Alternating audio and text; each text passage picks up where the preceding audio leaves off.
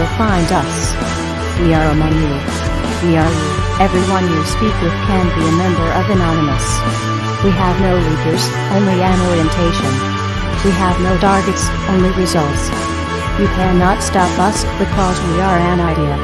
We cannot be eliminated because we are invisible. If you try to mock us, we will mock ourselves. If you try to slander us, we will accept the defamation. We are the king's gestures with daggers. We are the dancing bear which tears to pieces the laughing mob. We are Anonymous. We are a legion. We do not forgive. We do not forget. Expect us, just as we expect you.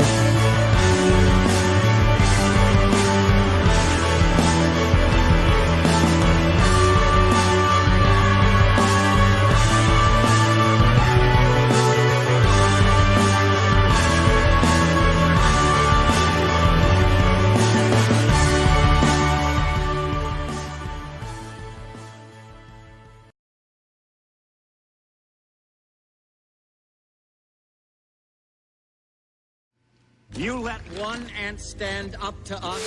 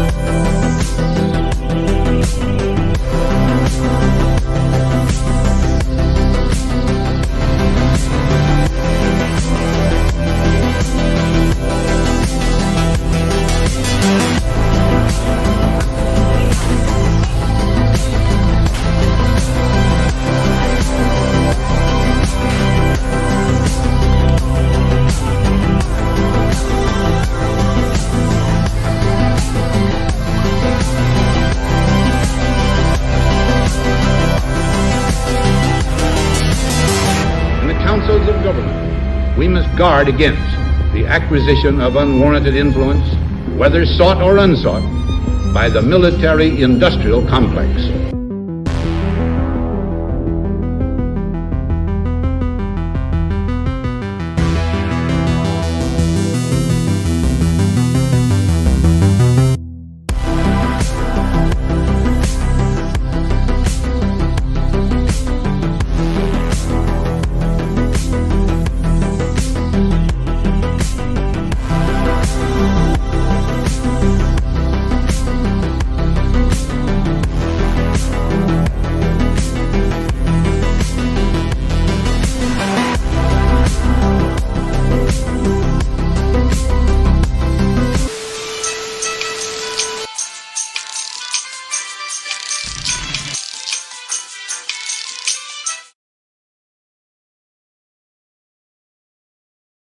We up? Yeah, we're live. Woohoo! Okay, I'll do it then. Okay, welcome back, everyone, and thanks for listening to Anonymous Bites Back. So we got like a special tonight about whistleblowers, about a new book about whistleblowers, and we got three amazing guests in: Bailey Lamont, Raymond Johansson, and Rico Brouwer. So they are they're writing a book about different whistleblowers. They will explain this soon, and we also have another thing to discuss, and that is I know Rico did a big interview with Yaseline Redak. a lawyer for whistleblowers, and so I think next to that we have a lot to discuss tonight.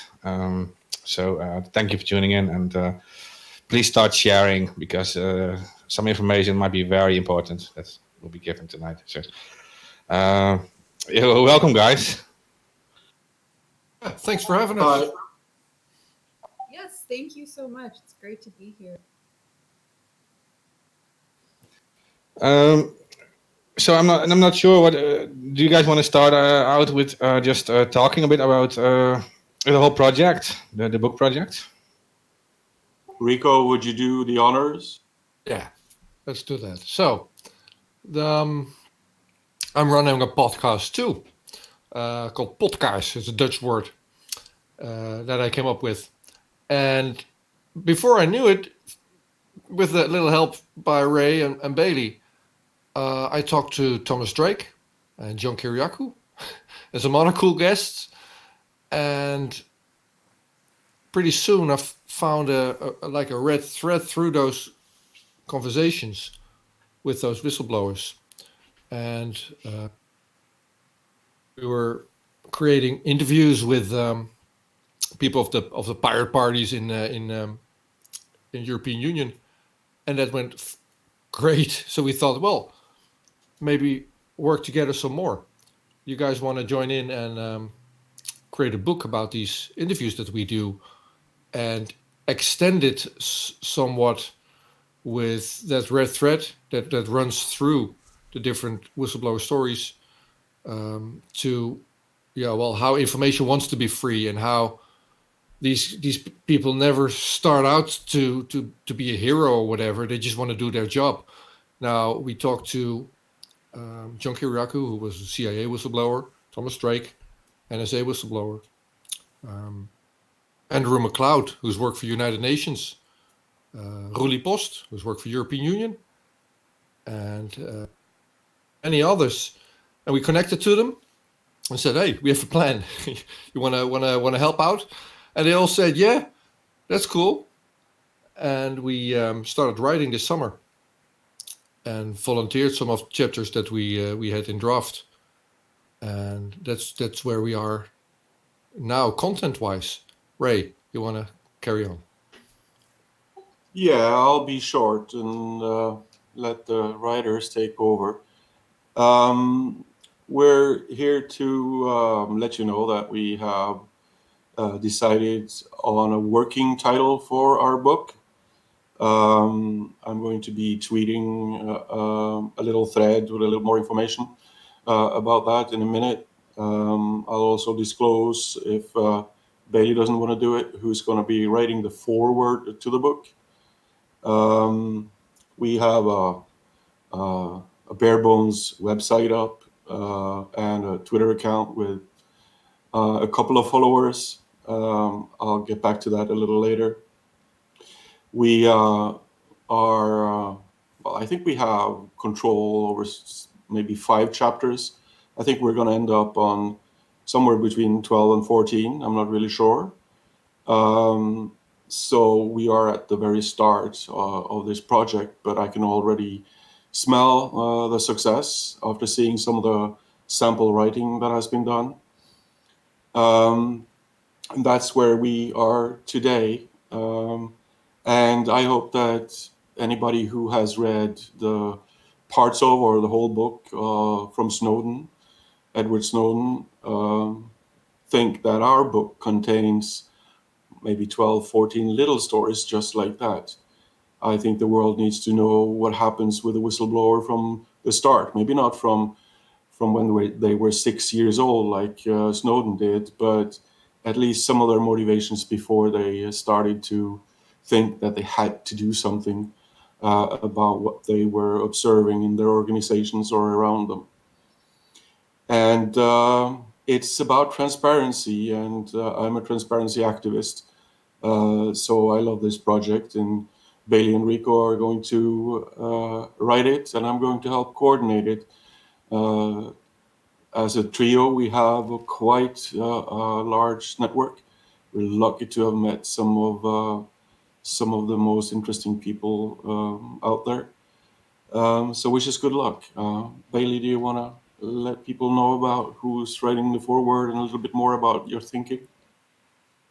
Yeah, so when Rico first came up with this idea for the book, the original plan was to do something small and simple, and we had like a handful of whistleblowers whose stories really fascinated us, and stories that we felt were really important. um, and the thinking was like, let's make like a fairly small book telling these stories, and something that is totally accessible, and any person who maybe doesn't necessarily have a whole lot of background knowledge on these types of issues could pick up and read and learn lots, and it not just go completely over their heads. And that's still pretty much the same kind of thing that we're going for, only it's the idea has grown a little bit, in that the book is it's very much about whistleblowers, uh but it's also expanding into other realms of the transparency movement. So we've been talking about doing a chapter on hacktivism, for example. Like Jeremy Hammond's story is really important, and we've been talking about doing a chapter on journalism and on FOIA, and all of these different aspects of the transparency movement that are all interconnected. And and just being able to tell these talk about these issues, tell the stories of some of the people um, who blew the whistle, or who have done FOIA work, or um, and just who are they, what work have they done, what did they blow the whistle on, what was what were the issues, like what was the whistleblowing about, and how what happened as a result of it, what did they go through personally, professionally, what good came out of it, and just looking at the nuances and the light and dark sides of these stories, these very human stories, and the central theme of courage. These people had courage and have courage, continue to have courage, and that is ultimately, what drives the transparency movement, in a way. And so that's kind of why our working title is Book of Courage. And obviously it's early; we're still writing. We might decide to change it. Who knows?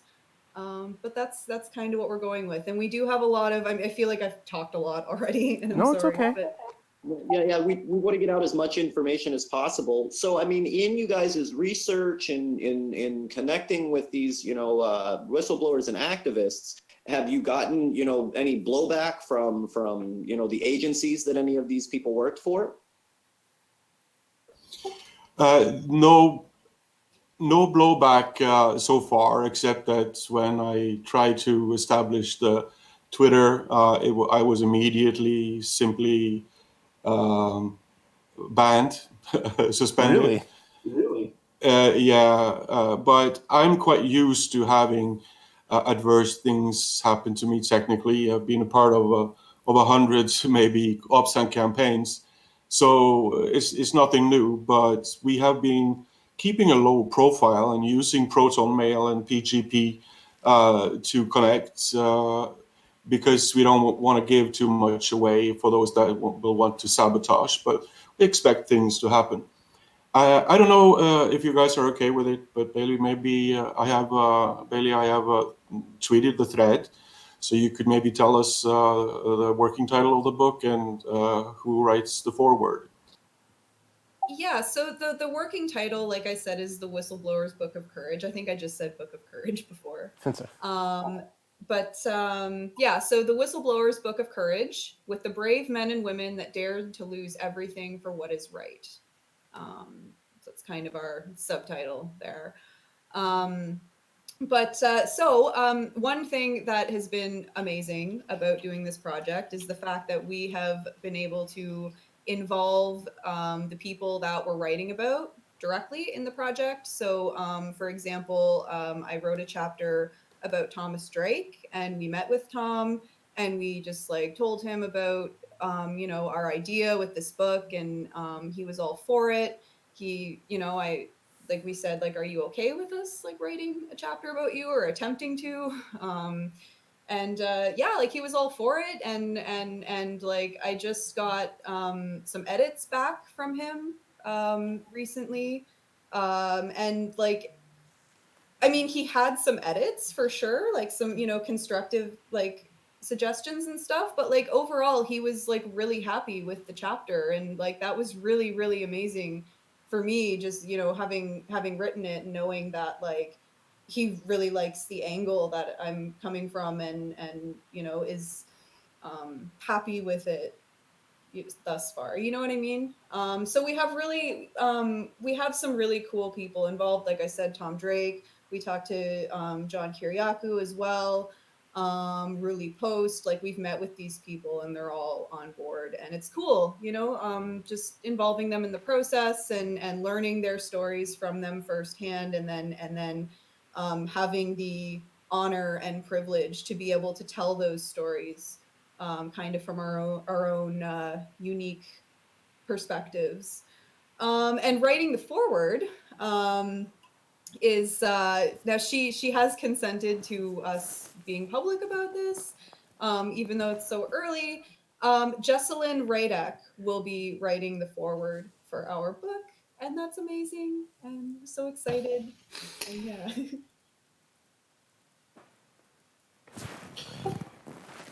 Yeah, of course, and it's amazing that she's involved with that, and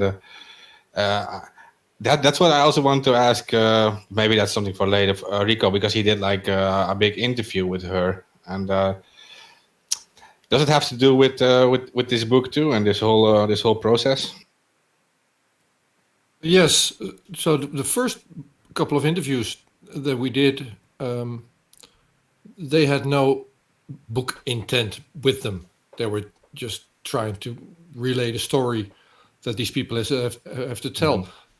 So these interviews are basically a storyteller retelling good stories, right? So you bring someone on who's blown the whistle on or European Union or United Nations or one of the services or big company or bank or something.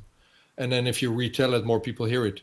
It's a great story, and everybody should continue to be aware of what's happened there and how it was followed up for them personally, and the effects that it had, be that crackdown or maybe some more transparency or better laws or whatever. So those first interviews were just about those stories. But then when we decided to bundle them in a book, we started looking for what else could we do? Where's the missing spots in this story? And that's where modern day journalism comes in. So what's happened to investigative journalism that we think we remember from back in the day? Is it still happening now?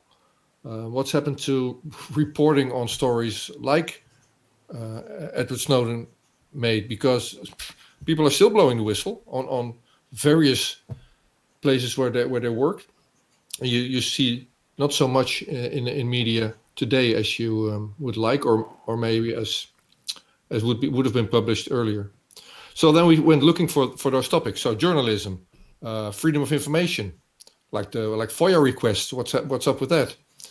And also, how do you defend when you're up against the Espionage Act? Because there's all kinds of provisions in there that you cannot run a proper defense. So that's how I connected to Jesselyn Radek, who's the expert attorney for whistleblowers. And she's agreed to an interview and also to work with us on this book project. So yeah, I prepared the interview that I did with her last Wednesday as any of the other interviews. Just research her and her work and try to deliver that story best I could. But we intend to use that also as source material for a chapter.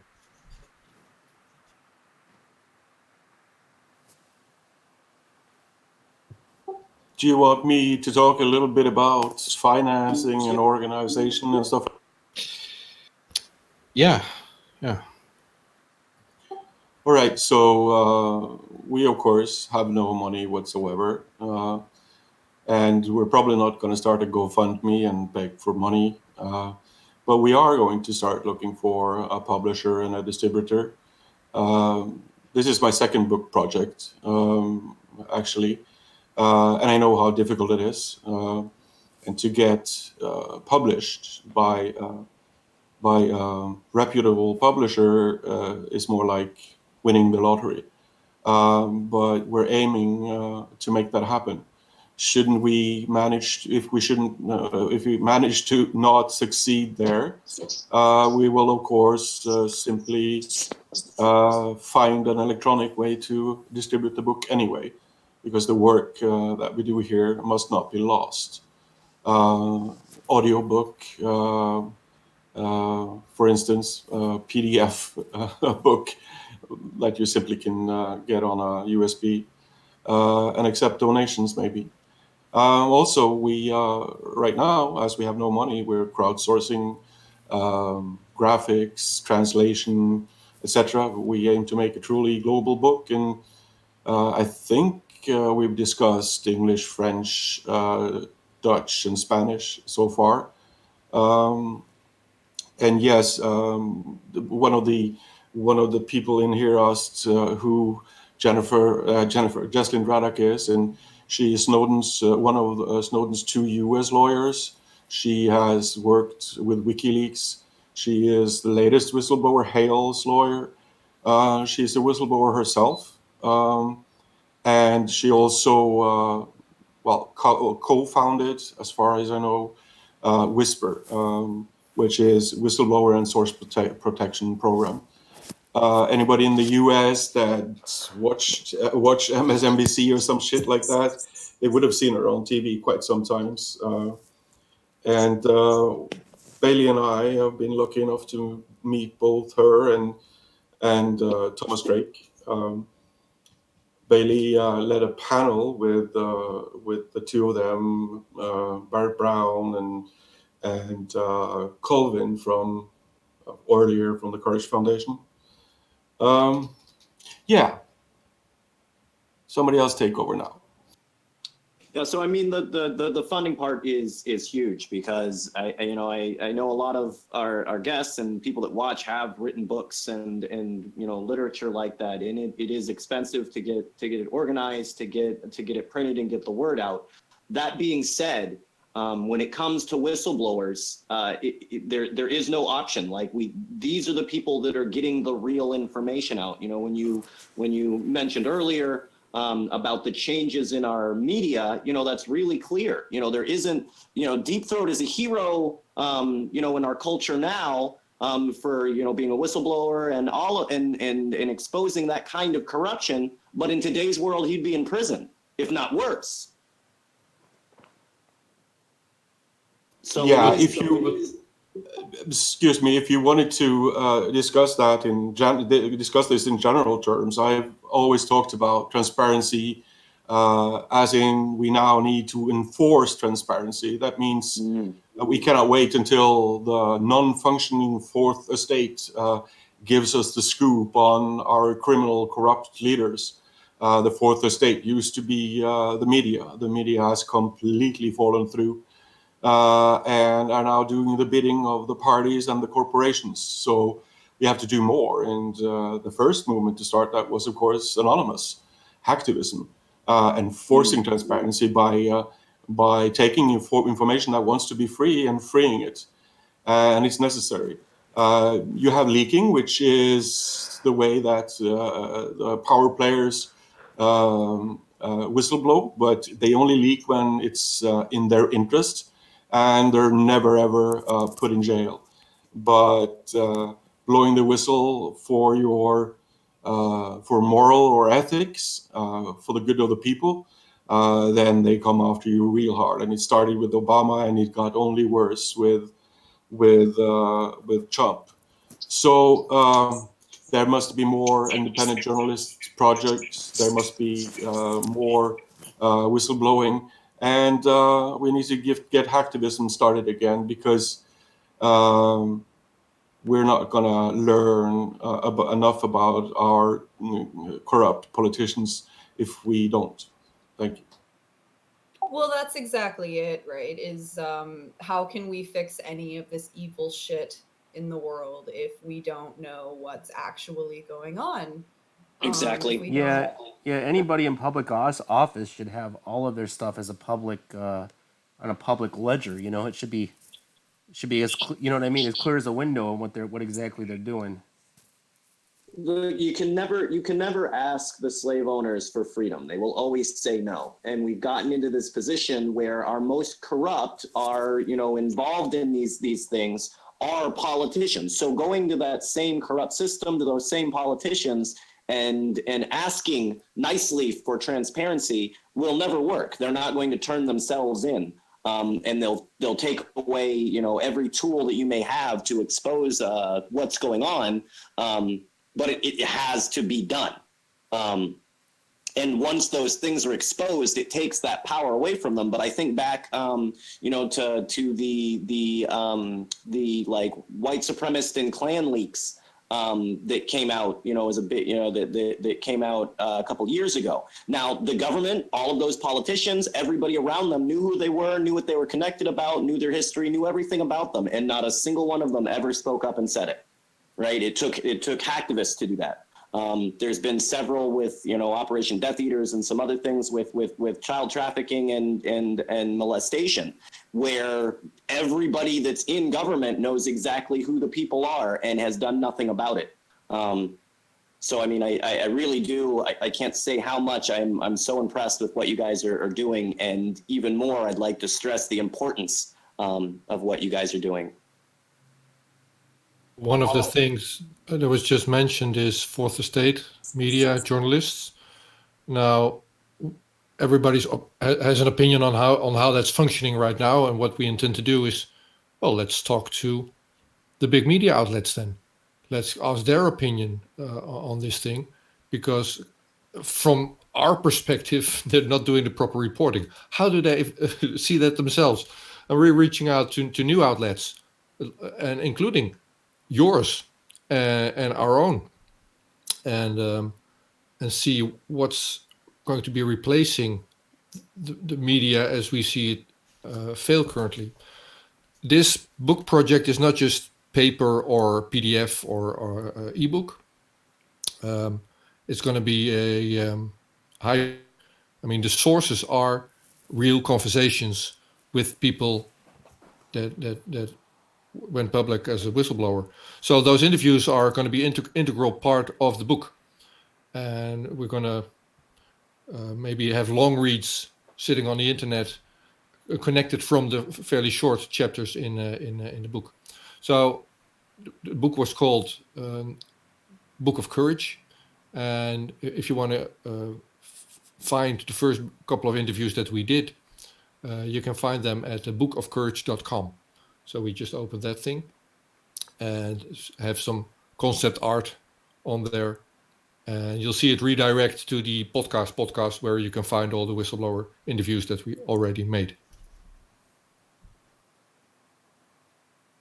yeah, and that's the thing about like with the art and stuff, is like this has been such a team effort so far. Like Rico and I are like, I guess, like the main writers with this project, right? But we have Ray, who's like our like superhuman like coordinator guy that like knows what he's doing with, in terms of like, I don't know, I don't want to say, I don't like the word business, but like I don't know what other word to use right now, like the businessy side of things, you know what I'm saying? But I don't know.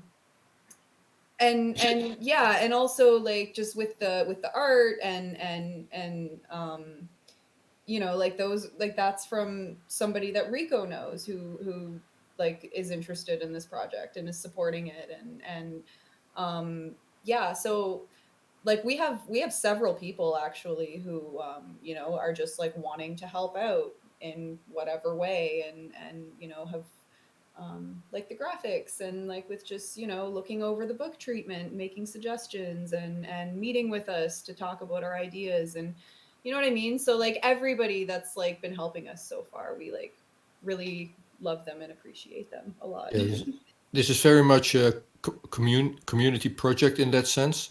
There's a couple of teams that's coming together already, helping out in translation. We intend to publish. We're writing in English, but intend to release it in English, Dutch, Spanish, and whatever else we can come up with if we can find the people or a publishing house that can help us with translations. So there is a business side of it. There's a cool money involved business side of it, and we intend to do that as just as professional, because this will be released as big as we can once it's done. But at the same time, it's going to be a couple of people helping tell the story of some other people that just dare to take a risk and do their job properly and expose whatever wrongdoings was found where they worked. So right now, what we have is one of the original whistleblowers at NSA. We have the guy that exposed torture in Guantanamo Bay. Now, European Union was extended a couple of years ago with some countries, and Romania was one of them. And well, back in the day, you could get a child for adoption if you had between 20 and 40,000 US dollars. You could basically buy a kid from Romania. And well, that had to change. And the civil servant, was that called, ambtenaar? The person working for the European Commission and that changed those laws, she came under a big amount of pressure and threats. And she became whistleblower for how that went, because she changed the laws for the better. So international selling of children was stopped, only to be met with pressure from a big French banker that say, well, we really need to help those kids again and have them be able to put up for adoption again. And that's continuing to this day. Where this lady who's Dutch is living in hiding now, and there's debates in our parliament here in Holland about how she's still not being protected and treated as a whistleblower to this day. So that European Union, and a fairly similar topic with United Nations.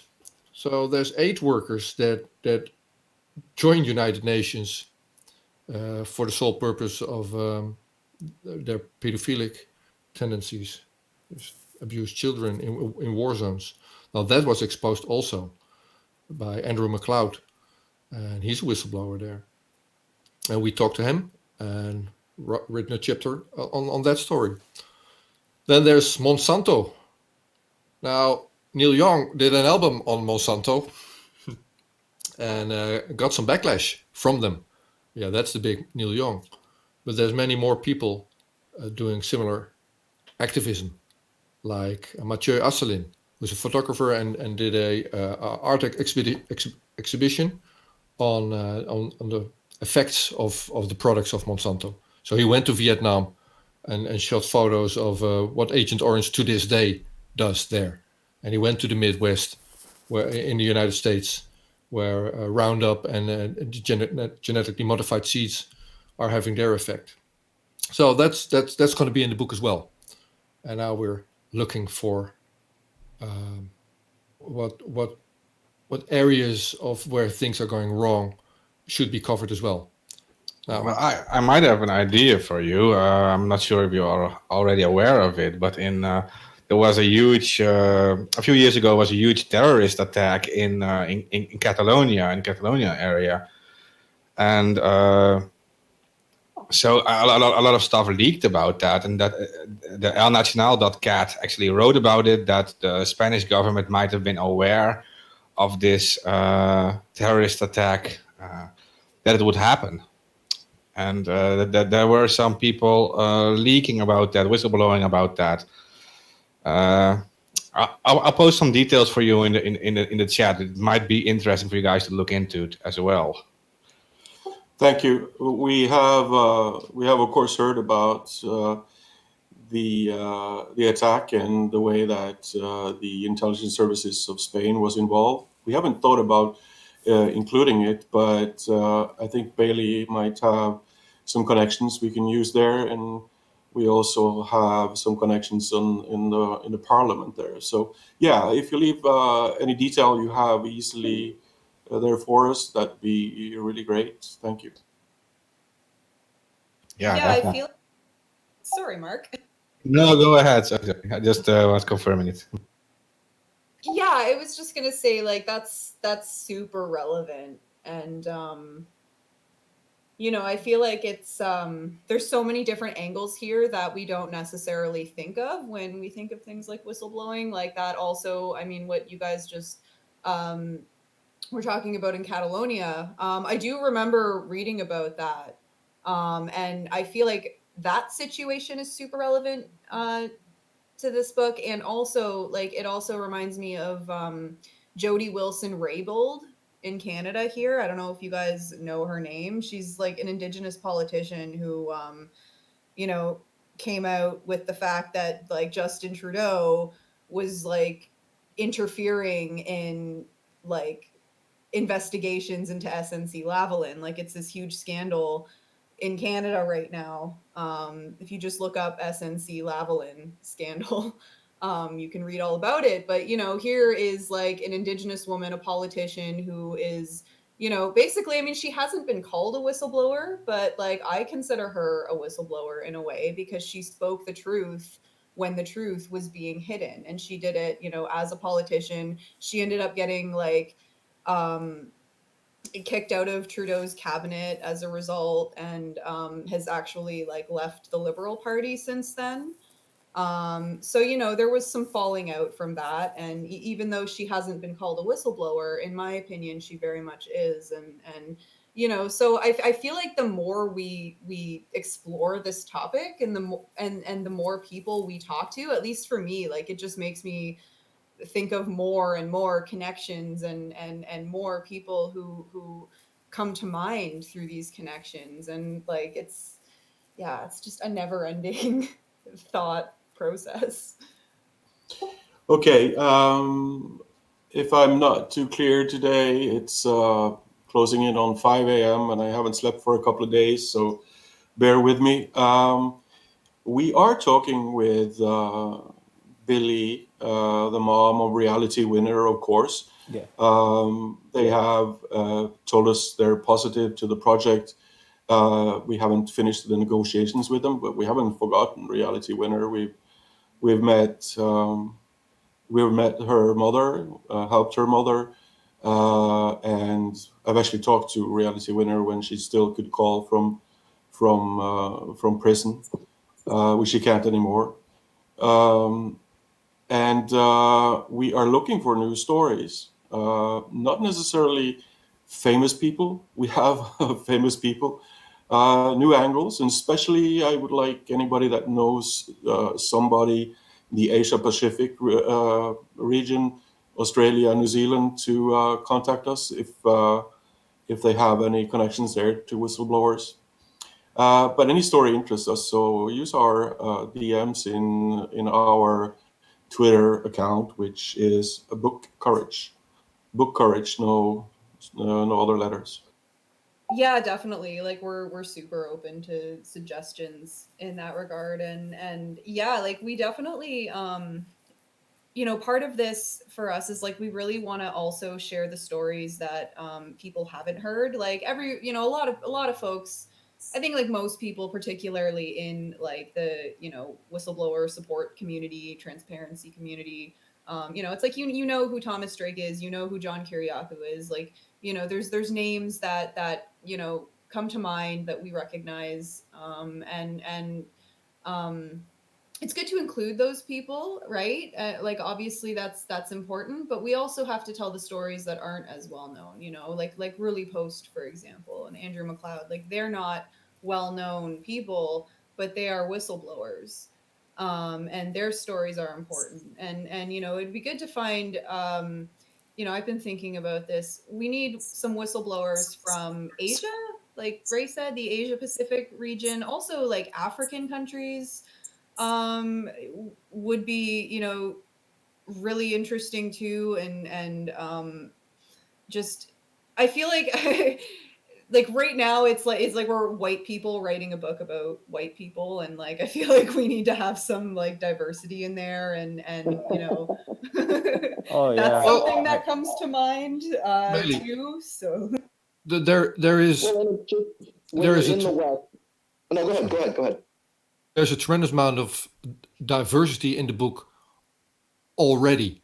So typically a book or project or whatever on whistleblowing would focus on, let's say, NSA or CIA. And then what we're doing here is look at small organizations and the big ones. Like, you can't go much bigger than United Nations, and money-wise, Monsanto is pretty high up. Well, I'd like a story about Facebook, for instance, if that was out there. But also the small ones. And what you see is that the response people get tends to be similar. If you're working for United Nations, or you're working for a big organization, commercial organization, or you're working for one of the services, the response you get is typically the same. That's a red thread going through those stories. And you're not met favorably. And also, there's whistleblower protection laws all over the world, and nowhere do they function the way they're supposed to function. It's all marketing and no substance. Yeah, So, I mean, everybody that is a whistleblower is either in prison, in dead, or fleeing the country. So obviously, our whistleblower protections are not doing what they're supposed to. exactly. Yeah. Now, what I also want is a success story. So you blow the whistle, and that organization goes, oh yeah, well thanks. we're going to change our ways. So we haven't found that story just yet, but that has to be in there as well, if we can. And Good yes, luck. Good luck. Yeah, I was gonna say, yeah. The narrative tends to be is if you open up your mouth, you don't see the light of day for the rest of your life. You know. Well, I mean, Billy's right. We are doing this from our own perspective, which means like Western Hemisphere, she's in Canada, I'm in the Netherlands, Ray's in Norway. But the world is much bigger than this. So it also has to do with our points of reference. These are the stories we know, but we're looking all over the world and see what do we not know? How does it work? And local corruption, you know, is easy to find all over the world. But global corruption on the scale that we're talking about really only still exists in the West.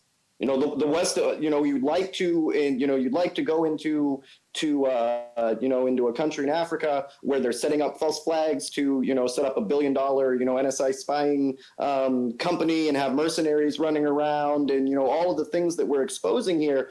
Other countries don't have that, so it's hard to expose that kind of corruption with them. Well, we are kind of dealing with a situation in Brazil and in Hong Kong. Yeah, for sure. There are some heavy situations there. But you're right. It's even in South Africa, there's stuff going on. You know. Well, stuff going on and whistleblowing against only the West has a military-industrial complex. You hear what I'm saying? So it's hard to put, you know, you would have a hard time, you know, which African country, right, is selling, you know, bombs by the trillions around the world. Well, there's the situation with Saudi Arabia. Oh yeah, that's just right. But again, you're only 2 steps from the West, right? If the U.S. isn't selling them guns, that's it, right? Their rockets, all of their toys, all of their stuff come directly from us. Again, not that corruption doesn't happen all over the world, but there's a specific kind of corruption which is definitely our flavor. There is a risk there with this book project, and we're trying to keep the focus on trying not to move into the area of summing up where there's corruption or the big things going on, but specifically, what do you do when you're working somewhere and you see that taking place? You make an ethical decision to come forward at great personal risk. So that's the story that we're telling.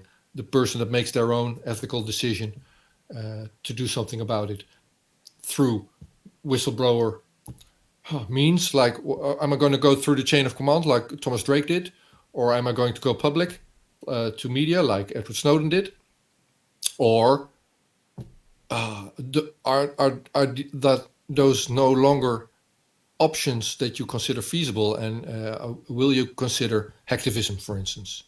So that's going to be in there as well, likely. So there's all kinds of stuff that you can do, and we're going to be diverse in that as well. So how are you going to blow the whistle? So Mathieu Asselin with his camera doing a photographic report on Monsanto, that's whistleblowing in its own right, right?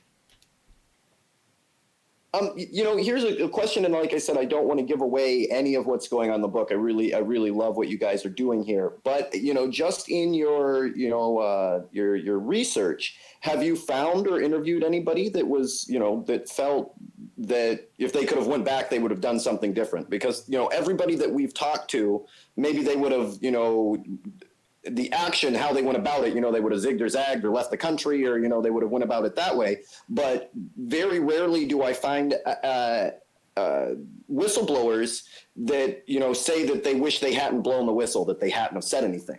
Most of them say, hey, I wish I would have left the country first, I wish I would have done this or that. But I've never actually, and the people that we've talked to, they all say, no, I would have done it, 100 times over. I wouldn't have, I still would have spoke out. Have you ran into people that have said, after the pressure and the jail time and all of that, I just would have kept my mouth shut? Have you met anybody that has came to those kind of conclusions? Or can you say it, and not give away any part of the book? Well, we have only done, or halfway done, 5 stories so far, and some are under planning. You don't hear too often, as you say, that they regret doing what they did. They certainly regret some parts of how they did it. And I could get back to that. That's a technical thing. The NSA knows everything that you do, anything that you do, every little byte in the that goes through the upstreams. They know. But I've read a lot of stories from local news, especially in Norway, since that's where I come from, where they really didn't realize how they were going to be treated, and they would never have done this had they known how they would lose friends, lose jobs, and have a nightmare for 10 years. So there certainly are stories out there of regret. But the ones we've talked to so far, I think, and correct me, Bailey or Rico, really believe in what they did and are working in the area of shining a light in those specific corners still. Yeah, I'm just thinking here, like, nobody that we have spoken to as of yet has, like, explicitly said that they regret being a whistleblower. But you can definitely tell, especially, like, when somebody is facing really horrible consequences, you can definitely tell that, it's having an impact on them emotionally, mentally, and not in a good way. You can tell that they're struggling. And like you guys, we've been, in contact with, the winners, reality winner's mom, and you can see the pain and pressure that they have to go through for doing the right thing, and it really saddens me, right, to see people for doing the moral thing, for doing the right thing, are punished so horribly for it. But it's always interesting to me that even when you do go through something that's a struggle, that how many of them said, yeah, I would have done it 1,000 times over. I just being you guys are doing the research on here, it's something that I almost always ask with whistleblowers. Would you do it again? Do you want to? Yeah, but there is another angle to that as well. So the whistleblowers themselves, their lives are turned upside down. Everything's different. They lose their job. They might end up in jail, doing jail time, and all those things. And they would maybe give the same answer, like, yeah, everything's changed. I would have done things differently, but I followed my conscience. So what am I going to do? But the story that we also want to tell is, well, what about your family then? So how did this impact Snowden's girlfriend at the time, Julian Assange's mother, um, Reality Winner's family? So we haven't decided on which story to do there, but there must be regret with the families, right? I mean, you lose the person that you knew before, not just through jail time, but emotionally, everything's different. It changes people. Yeah, and it's like even if it's not like, straight up regret for doing the right thing, it's there's definitely like a sense of like, what the fuck is happening and why the fuck is it happening the way that it is? What did I do to deserve this? You know what I mean? Like yeah. It definitely doesn't right. Each No, we're losing you, line, Terrence. whether it's reality, look at the Cutting If off you bad. guys don't mind, may I? right. Most of you will, of course, not know me. I worked as a part of free anons for so many years. I don't even know how many years, since before Jeremy Hammond, I guess. And of course, I've worked with Barrett Brown and at least a dozen other arrested anons and a few political prisoners around the world. And I often end up sort of helping their families. I know what their families think every day. And the fallout is horrible. But when you talk to, let's say, the prisoners themselves, they never talk about regretting doing what they were doing. All the people that we know from the hacktivist world, especially, they really did something for a good reason, like most whistleblowers do. So I've seen a lot of the hurt and the bad consequences, but rarely have I heard regret for what they did. Well, yeah, I mean, look at Billy Winner.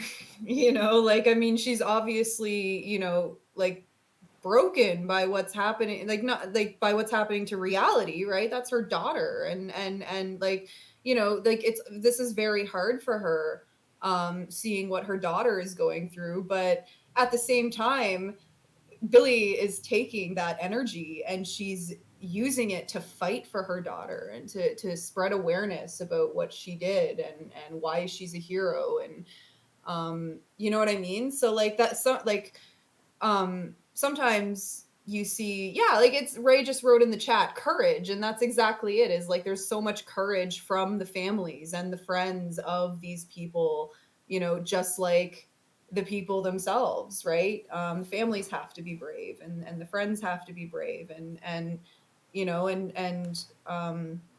definitely see that with them too, like with the families, like with Billy Winner and Christine Assange, and like they're obviously like having a hard time with it, right, for obvious reasons, but they're taking that energy and they're using it to fight for their daughter, their son, their loved one, and that's really, in that kind of situation, that's the best case scenario. Well, it's kept it, it's kept updates, news, and information. Yep.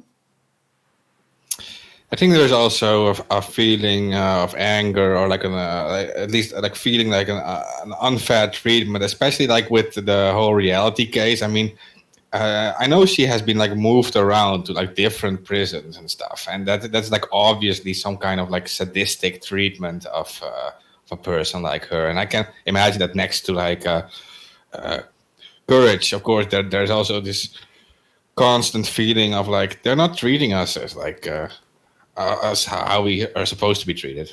Like, Yeah, exactly.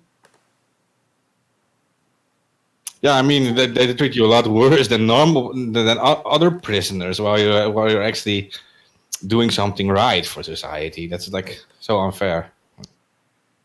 Well, you definitely. Well, there's something to be said for fighting a righteous battle. When you know that you're in the right and you have a few or a lot of supporters, the fight becomes easier. Uh, I wanted to mention Matt DeHart. I know his family. Bailey has met the whole family. We're in constant touch, and Matt DeHart is soon going to be officially out of the prison system. There was always stories coming from the part of the prison where he was situated, where he was actually helping everybody. I also got his mother to write to everybody and paint stuff and send cards.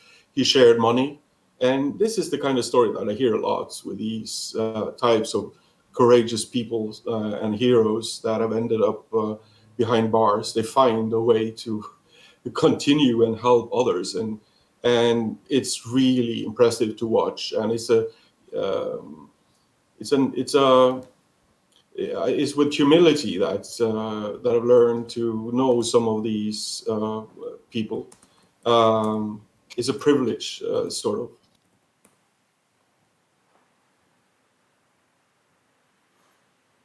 It is a privilege, and it's I said it earlier, it's an honor and a privilege to tell these stories, and to know that we have the support of the people that we're writing about too.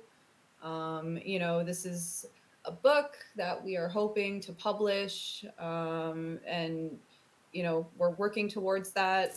To be honest with you personally, like, if for whatever reason we couldn't publish these stories as a book and we just ended up publishing them online, like, I would still be a happy girl, because at the end of the day, like, this is about honoring these people and their stories and their experiences, what they have been through to bring us the truth, and that's really what it's all about. What it's also about is trying to get the topic of whistleblowers out of the corner of wrongdoers, right? The way that it's portrayed in on the big media outlets from time to time, smeared and slandered. So this is actually nice, short, friendly chapters describing what happens to you when you decide to come forward, and what you're met with, even though you do everything right. So we're joining whistleblowers on their journey, and doing it in very small, friendly chapters makes it very accessible to a larger audience. You don't have to get that fairly big book that Snowden just wrote. You get the small one with a bunch of stories, and there must be one in there that you can relate to directly, personally, because we're going to cover everything that we as a society do with each other, with all the big organizations and companies. So we're aiming at a large audience, maybe like everyone. That's why we wanted to be translated to as many languages also as we can, but both Spanish and English. Well, Dutch is not a big audience. I want it in Dutch also, I can help you with that too, Rico. So a website is bookofcourage.com, and if you go there, we'll a link to the source interviews, some of the source interviews as well. And I don't know when the thing is going to be ready. Not rushing it, but there is a sense of urgency. These stories, they tend to get worse, don't they? I mean, stuff is escalating. So I'd like to have this thing, also in bookstores, like somewhere early next year, if we can. Yeah, I mean, I think our goal was like Christmas. I don't know if that's the most realistic goal for being finished and being ready to publish, just because of how much this has expanded. But I mean, we'll figure it out, and it's a process of talking to people and learning and researching and putting things into words and um, you know what I mean? Like there's a lot that goes into it, and we go along and we have more stories that we're hopefully gonna add to this on top of what we already have. And like I said, just expanding this beyond just whistleblowers too. So I don't know if Christmas this year is the most realistic um, date, but I mean, we are working away and we'll continue to work, and we'll see where we end up. And if we do get published, I mean, Snowden has there's some counter energy directed at him. I mean, he's released a book, and at the same day, NSA and CIA team up to file a lawsuit to at least not have him get the proceeds of the book. Now we're doing stories about all big organizations, so yeah, I wonder if any of them is going to respond favorably to our little project, and which publisher is going to have the courage to take this thing on. Yeah, maybe it's good reason it's called the Book of Courage, because the publisher have to have courage too. When both the Barrett Brown's publisher and Edward Snowden's publisher is getting sued, and we have a country that's pretending to be the sheriff on top of a moral high ground, running around the world, kidnapping people. I'm talking about rendition and attempting actions of Laura Love and Julian Assange. There's going to have to be some courage on the publishing side too. That's right. But I'm hoping the energy that we see now with Snowden's book manages to make the word whistleblower more palatable for both mainstream media and others. I'm halfway through his book, and I can tell you the way that he talks about official leaks and unofficial leaks contra whistleblowing and why he does it.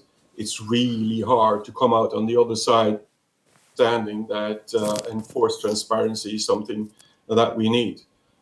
Today in Norway, for the first time, I saw an article that was positive about Edward Snowden, and maybe next week we'll see a positive article about Julian Assange too. Yeah, I haven't seen anything. I'm not very hopeful, but go ahead. Oh, now Rebel Media out of Canada is covering Assange pretty good. They were over there for Tommy Robinson as well, but they're at least covering the fact that he's in Belmarsh and some things are going on. Fuck Rebel Media. I'm sorry, I just have to say it. Yeah, I was going to say the main narrative, for Assange has not been good, other than people that have been supporting Assange ever since the Guardian started going the other way towards him. It seems like every media is looking is either supporting the U.S. narrative that he's a terrorist, but yeah, I haven't seen any good publication other than people that support Assange. I personally do, but I would like to see major news media sources do the same, because it's an attack on the first, on free speech as well.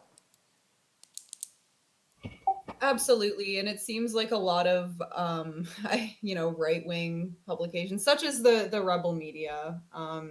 I mean, yeah, it's like they're publishing things about Assange, and like Alamo, you were saying that, like, I guess apparently they're doing a good job of covering Assange. I mean, I don't pay attention to them, but I mean, to me, it's just, where were these people years ago? Like they don't actually support Assange. They don't actually want to tell, Assange's story. It's just the flavor of the week, right? Yeah, and like why his work is important, why he should not be in prison right now. Like they don't want to talk about that, because it's like right on principle. Like they only claim to support Assange or want to be perceived as supporting Assange because of the DNC shit.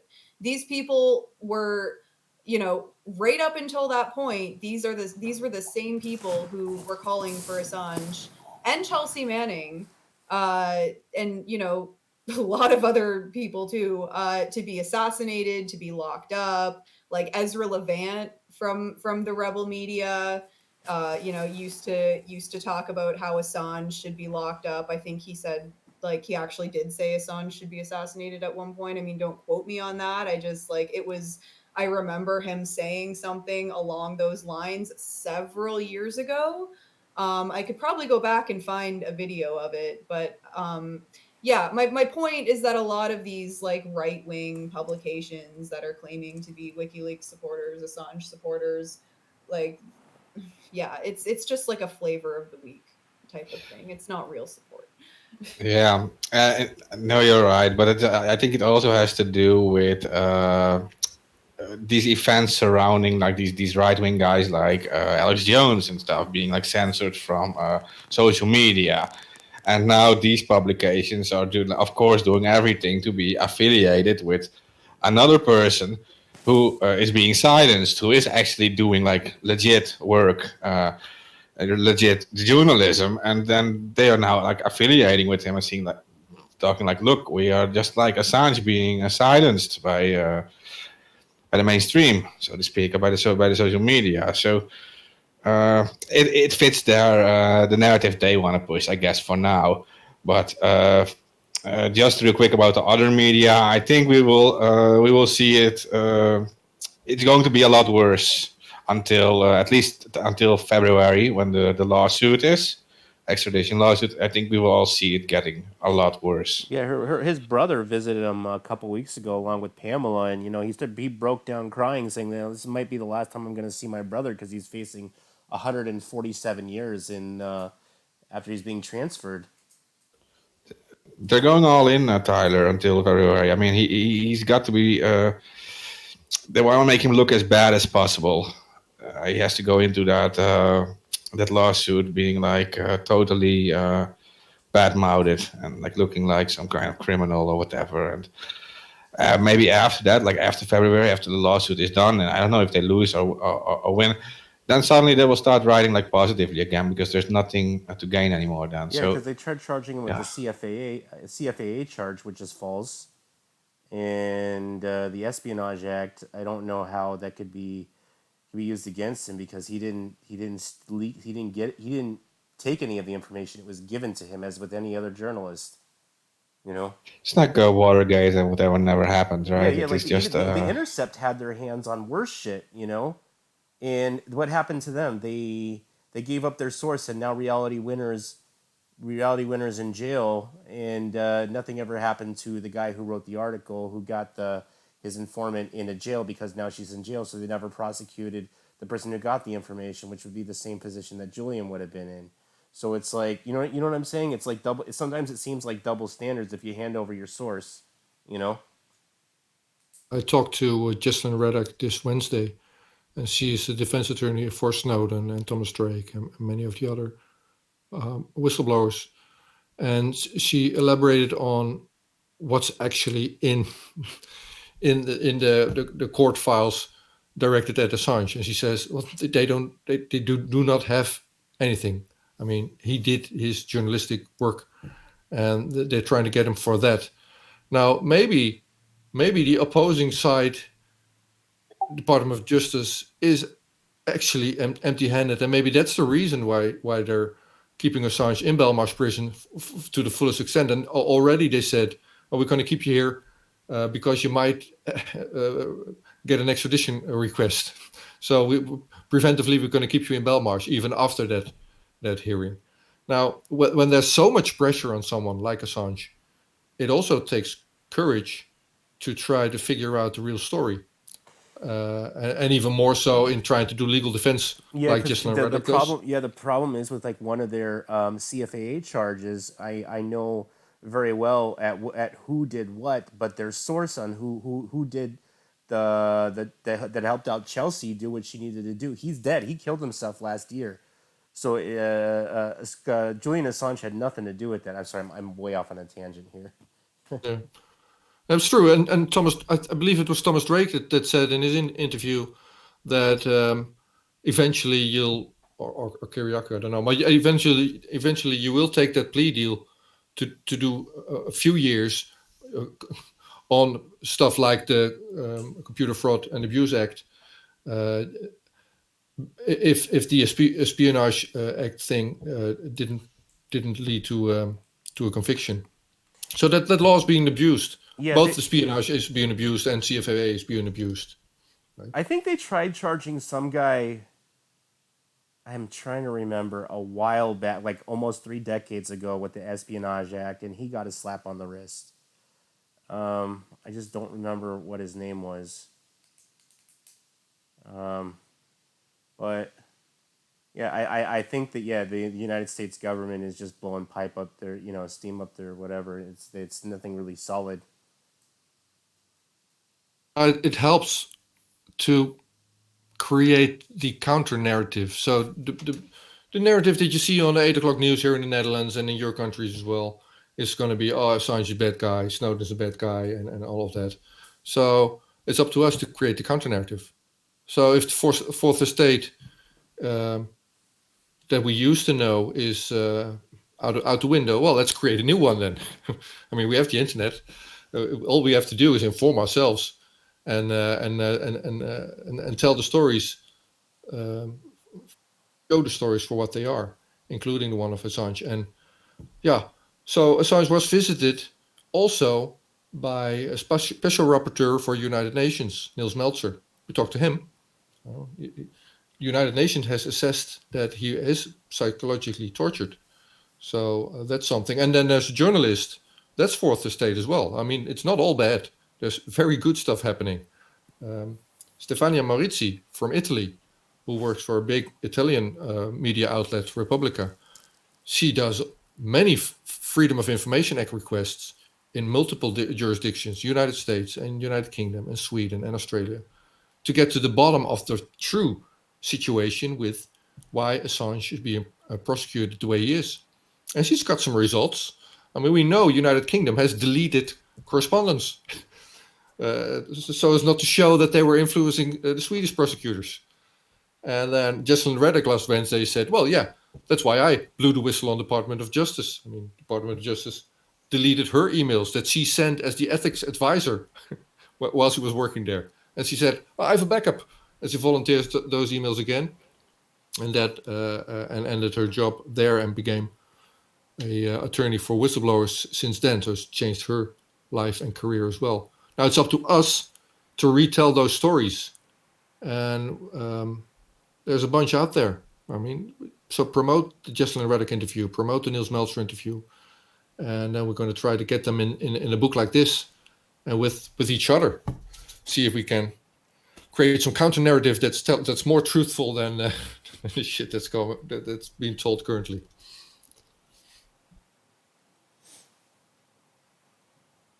Okay, guys, we've been chatting along for a while. What do you think about calling it quits? It's called bookofcourage.com, and you'll see us tweeting about it, happily writing for the next coming months. If you want to join in, help us anyway, volunteer, please. It's going to be a community effort. Now, how big a book are you looking for, or PDF? I mean, pages, or small in the sense that it shouldn't be. If it's for sale in paperback, it shouldn't be expensive. Okay. So 200-300 pages or something. It's not bad. Yeah, it's reasonable. Yeah, but it links to larger content that's online, right? So this is and also this might be a first installment. I mean, there's so many stories out there, so this could be a series, couldn't it? Yeah, I mean, you never know. Yeah, I guess it should be. It should be like updated, like like maybe yearly with a new, new leaks, new whistleblowers, new stories. I don't think. I don't think there's a market for it. I mean, like people want to know about these things, and you just don't hear this in the mainstream media. Almost You just never. don't hear about it. No. You really have to dig and know where to look. And if you hear about it, it's just like one person, like one different subject, and then all the others, you kind of forget about them. Or, I mean, like normal people forget about them because it's like filled with all these ads and all unrelated things. So it's really difficult. And it's outside of your comfort zone. That also, I mean, take your neighbors or your parents or whatever. If they see something of WikiLeaks on TV, it has a bad connotation, and they don't know exactly what's going on there, so they'd like to distance themselves from it. Whereas if you tell a true story in an accessible way, they might actually be interested in reading the other stories as well. And that's when we're winning. That's when information is set free, and the courage of these people is rewarded. So thanks for having us here, and tell this. This is the first that we're going public with this little project. So Anonymous Bites Back has it first, and I'll link to that on the podcast website as well. Okay. Yes. You go first, already.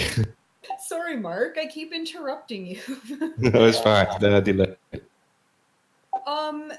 So yeah, I just wanted to thank you guys as well for having us on your show tonight, and just for listening to us talk about our project, and hopefully if there's other people listening out there that they enjoyed hearing about it too. And just kind of one last point that I kind of want to make. We talk a lot about, protesting and direct action, civil disobedience.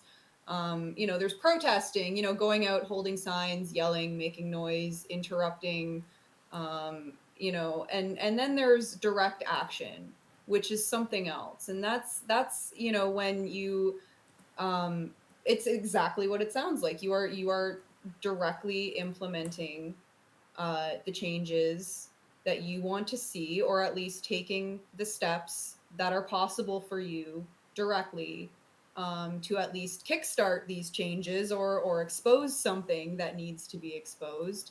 Whistleblowing, to me, and this goes, I would extend this to hacktivism and stuff too. It's all part of direct action. It's all a form of direct action. And these people, it's like they're working somewhere, they see some bad shit going down, they know that it shouldn't stay a secret, they know that the public has to learn about this, and they just fucking go for it, and they expose it, and they do the thing that probably no one else would have done.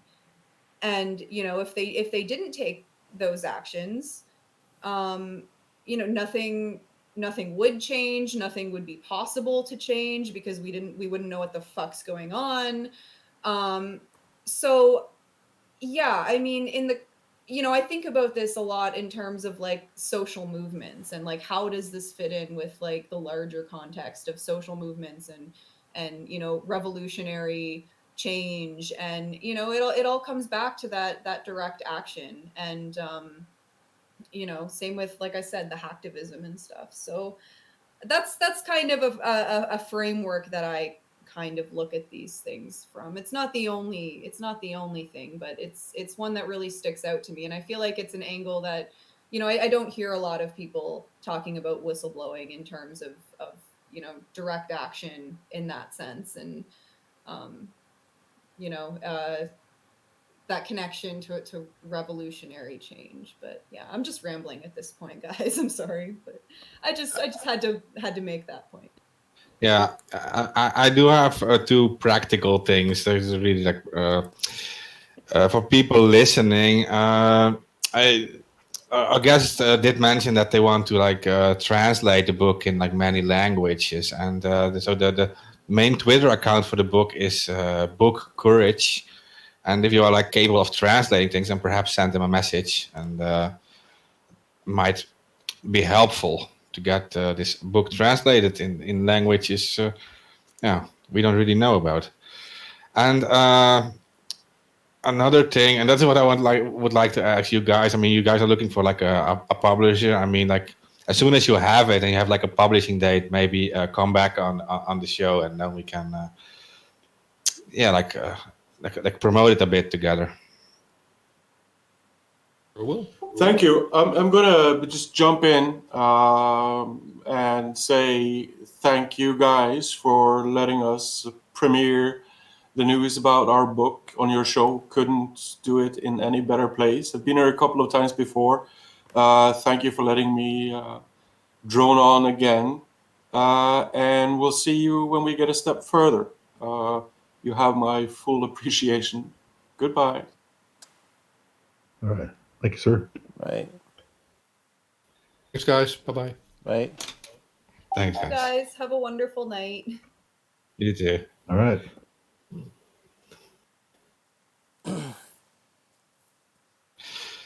Okay, Tyler, you have like a list of topics, like a gazillion topics we now. have some big stuff to talk about. I do want to. I don't know if our audience really likes us talking about the really weird and often the chasing butterflies left field. But you remember how AK was on our show and we were talking about the whole the Navy footage that was released about the unidentified flying objects. Oh yeah. Oh, yeah. Oh. Well, it turns out that the Navy had an official statement said that they should have never leaked the photos and that they were absolutely 100% genuine. That came from the Department of Defense. So those videos that we saw regarding the they call them UAPs, unidentified aerial phenomenon. Those were legit, and turns out tomorrow there are 2.5 million people that are headed out to Groom Lake and Las Vegas to go raid Area 51. Now, That's actually important. Those UFOs could be at Area 51. That's one reason to do it. So there's a party tomorrow in downtown. I think somewhere near the Strip. I think it's on 3rd Street. It will be drunk fest, and everybody will be getting drunk, and I'll have a little party. And I believe the raid is planned at the same time.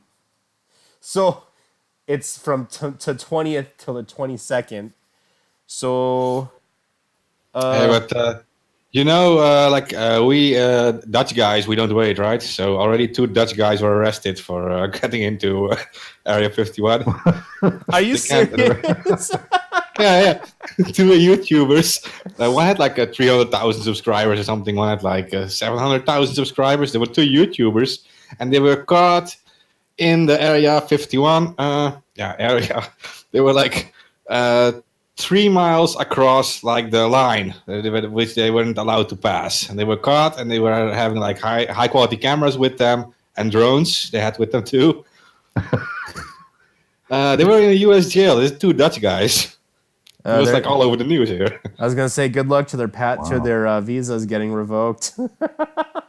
Yeah, that's one way to do it. Maybe we can make it like Burning Man or Coachella or somewhere. You just a bunch of that's essentially what they're trying to do. But I think a lot of people aren't taking it seriously now. Like Mark said, there's gonna be some yahoos that are gonna do it, and some of them already are. But even if 1% of 2.5 million people show up, that's 2,500, right? So 25,000. 25,000. Yeah, my bad. I forgot the zero there. So, and that's a lot. That's a good number. That's what that is. It's too much to stop. Yeah. So, I was talking to my coworker at work, and he's like, where is this event? And why have I not heard of this? He says, this isn't real. And I said, but people are planning to go, so this is real. The fucking there's a hotel that has been getting 250 calls every day regarding that they were asking for cages to trap aliens. Yeah. Oh my god. For real. But this is going to be a This is lot bigger than going people down. think. Because I do browse like on YouTube a lot. Like I watch these fringe videos, like UFO videos, alien videos, Joe Rogan interviews, and I go through these comments, and always I check these comments, and there will always be like the last few weeks. There's always people in these comments talking about this event. Like there's always they're everywhere. Well, like a lot of people think that the whole, like if you say UFO or alien, or if you say UAP, your journalism career is automatically thrown out the door. But just like AK said a few months ago, is that the reason we're seeing these stories pop up from legitimate sources like the DOD, and the Navy, USAF, even Chile. The Chile government has officially acknowledged that these things exist. So has the Brazilian government. We're seeing the narrative go the other direction because now what they're trying to promote is we know that it's happening, but we don't know what they are. Yeah, yeah. That's what they're trying to do. They're not saying we're anything more than that. I'm pretty sure they're very well aware of what is going on and very well aware of this and that. But I'm sorry, but it's getting to the point where it's almost unavoidable when your own military intelligence is telling you that this phenomenon is real. Yeah. The sightings are real, of course, and but I think even like mainstream science always said like, yeah, we can explain 95% of these sightings, right? But we can't explain like 5% of these sightings. We just don't have an explanation for it. So yeah, Well, the sightings are real. It's Bob proven. Lazar was able to break down the whole physics of the thing. It was he said the main engine of these things were made from a stabilized version. The anti-gravitational properties of the engine were done by a stable version of unantonium and applying some sort of energy into the unantonium. But when you start doing it, it creates what's known as a gravitational field or a warp bubble, and that's how Yeah. these things work. It was the our modern science can create artificially create unantonium, but unfortunately in our portion of the universe, we don't have heavy elements aren't as abundant on this planet, and the only way that you get heavy elements like that would be from I might be wrong, but they're from two massive neutron stars colliding with each other, and that might not be in our part of this universe. So that might be more abundance in another part of the universe, but we even have hard time. We haven't. I think the only time we've ever come across even plutonium, we had to make it. So we haven't found it naturally in any of our any part of our universe. Now there might be it might exist in some other part of the solar system that we don't even know about, but as far as we know, we have to make it artificially. Yeah. So maybe you were talking about Bob Lazar, right? Yeah. Maybe you should explain who this guy is. I mean, because he has been discredited a lot until the actual stuff he said Yeah, started to become like public. Like, Bob. did you talk about the Yeah, Anatonium? I can explain it. Bob Lazar was a chemist who went. He has a very odd history where he's infatuated with rocket cars and this and that. So he got a degree, I think, at California State University, or was it MIT? Anyway, he went to a very prestigious college to go to. Oh no, it was Berkeley. I think it was Berkeley is where he went. Yeah, in California, and he got his degree over there, and then shortly after working, he got his master's in chemistry. He started working odd jobs at different places revolving chemistry jobs, and then he applied for a military contract job that he had found somewhere wherever, and he ended up working for what he said. He said he ended up working for Area 51. Now, here's the weird part: is that the records of him ever going to the college have disappeared. Same with the stories of the jobs that have been in between, and the contracts and even well. Here's the weird part: is that his name shows up in some of these other jobs that he has had as well in phone books, and his friends have also said that they remember him driving him to the college. So he went to the college. His professors remember him being in the college, but there are no records of him being registered to the college. Exactly. So, and the same thing with the job. He is listed on the payroll for the other chemistry jobs he's had, but when or in the phone book or public directory, but when you call there, they say that he's never worked there. Yeah, he worked at the Los Alamos base, and then they like a military base, Los Alamos, and then they said he never worked there. But later on, like a few years ago, it was confirmed that he actually did work there because they actually hired like an outside contractor, like an outside company, to do certain work there. And Bob Lazar actually worked for that exact company. Yeah. And yeah, and he also gave like he said a few weird things. Like they had like a hand scanner, for example. He talked about that hand scanner, and it would measure the distance between the bones in your fingers. Well, That's what he said. That was like their verification thing. that technology has just been released to the public. That's some new shit. Yeah. So they denied it existed, but now it turns out that there were people, investigators, who actually went to area, I think that was Area 52, another military base, and they used that exact technology at that base too. They actually found this equipment he talked about, which they always denied that existed, but they actually found that equipment. So that is a strange thing. And he talked about that other thing, that element. I think it was element 115, the one you mentioned. Unantonium, yeah, it doesn't Yeah. exist. It doesn't. The we can create unantonium by the proton accelerator. So we get elements that have similar properties. We smash them together and we get new elements.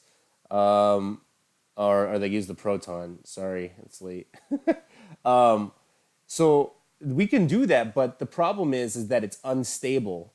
Now, in other parts of the universe, there might be a natural source of unantonium. Unfortunately, in our part of the universe, we haven't found it, so we might have not been close to a two neutron stars creating a supernova and exploding, but we do have other heavy elements, which is another indicator, because if we have anything higher than gold or no iron in our Earth, that means that we have been exposed to a supernova from two neutron stars. But unfortunately, we weren't close enough to a blast where we can get the other heavy elements. There might be more elements out there that are past the stuff that we have now.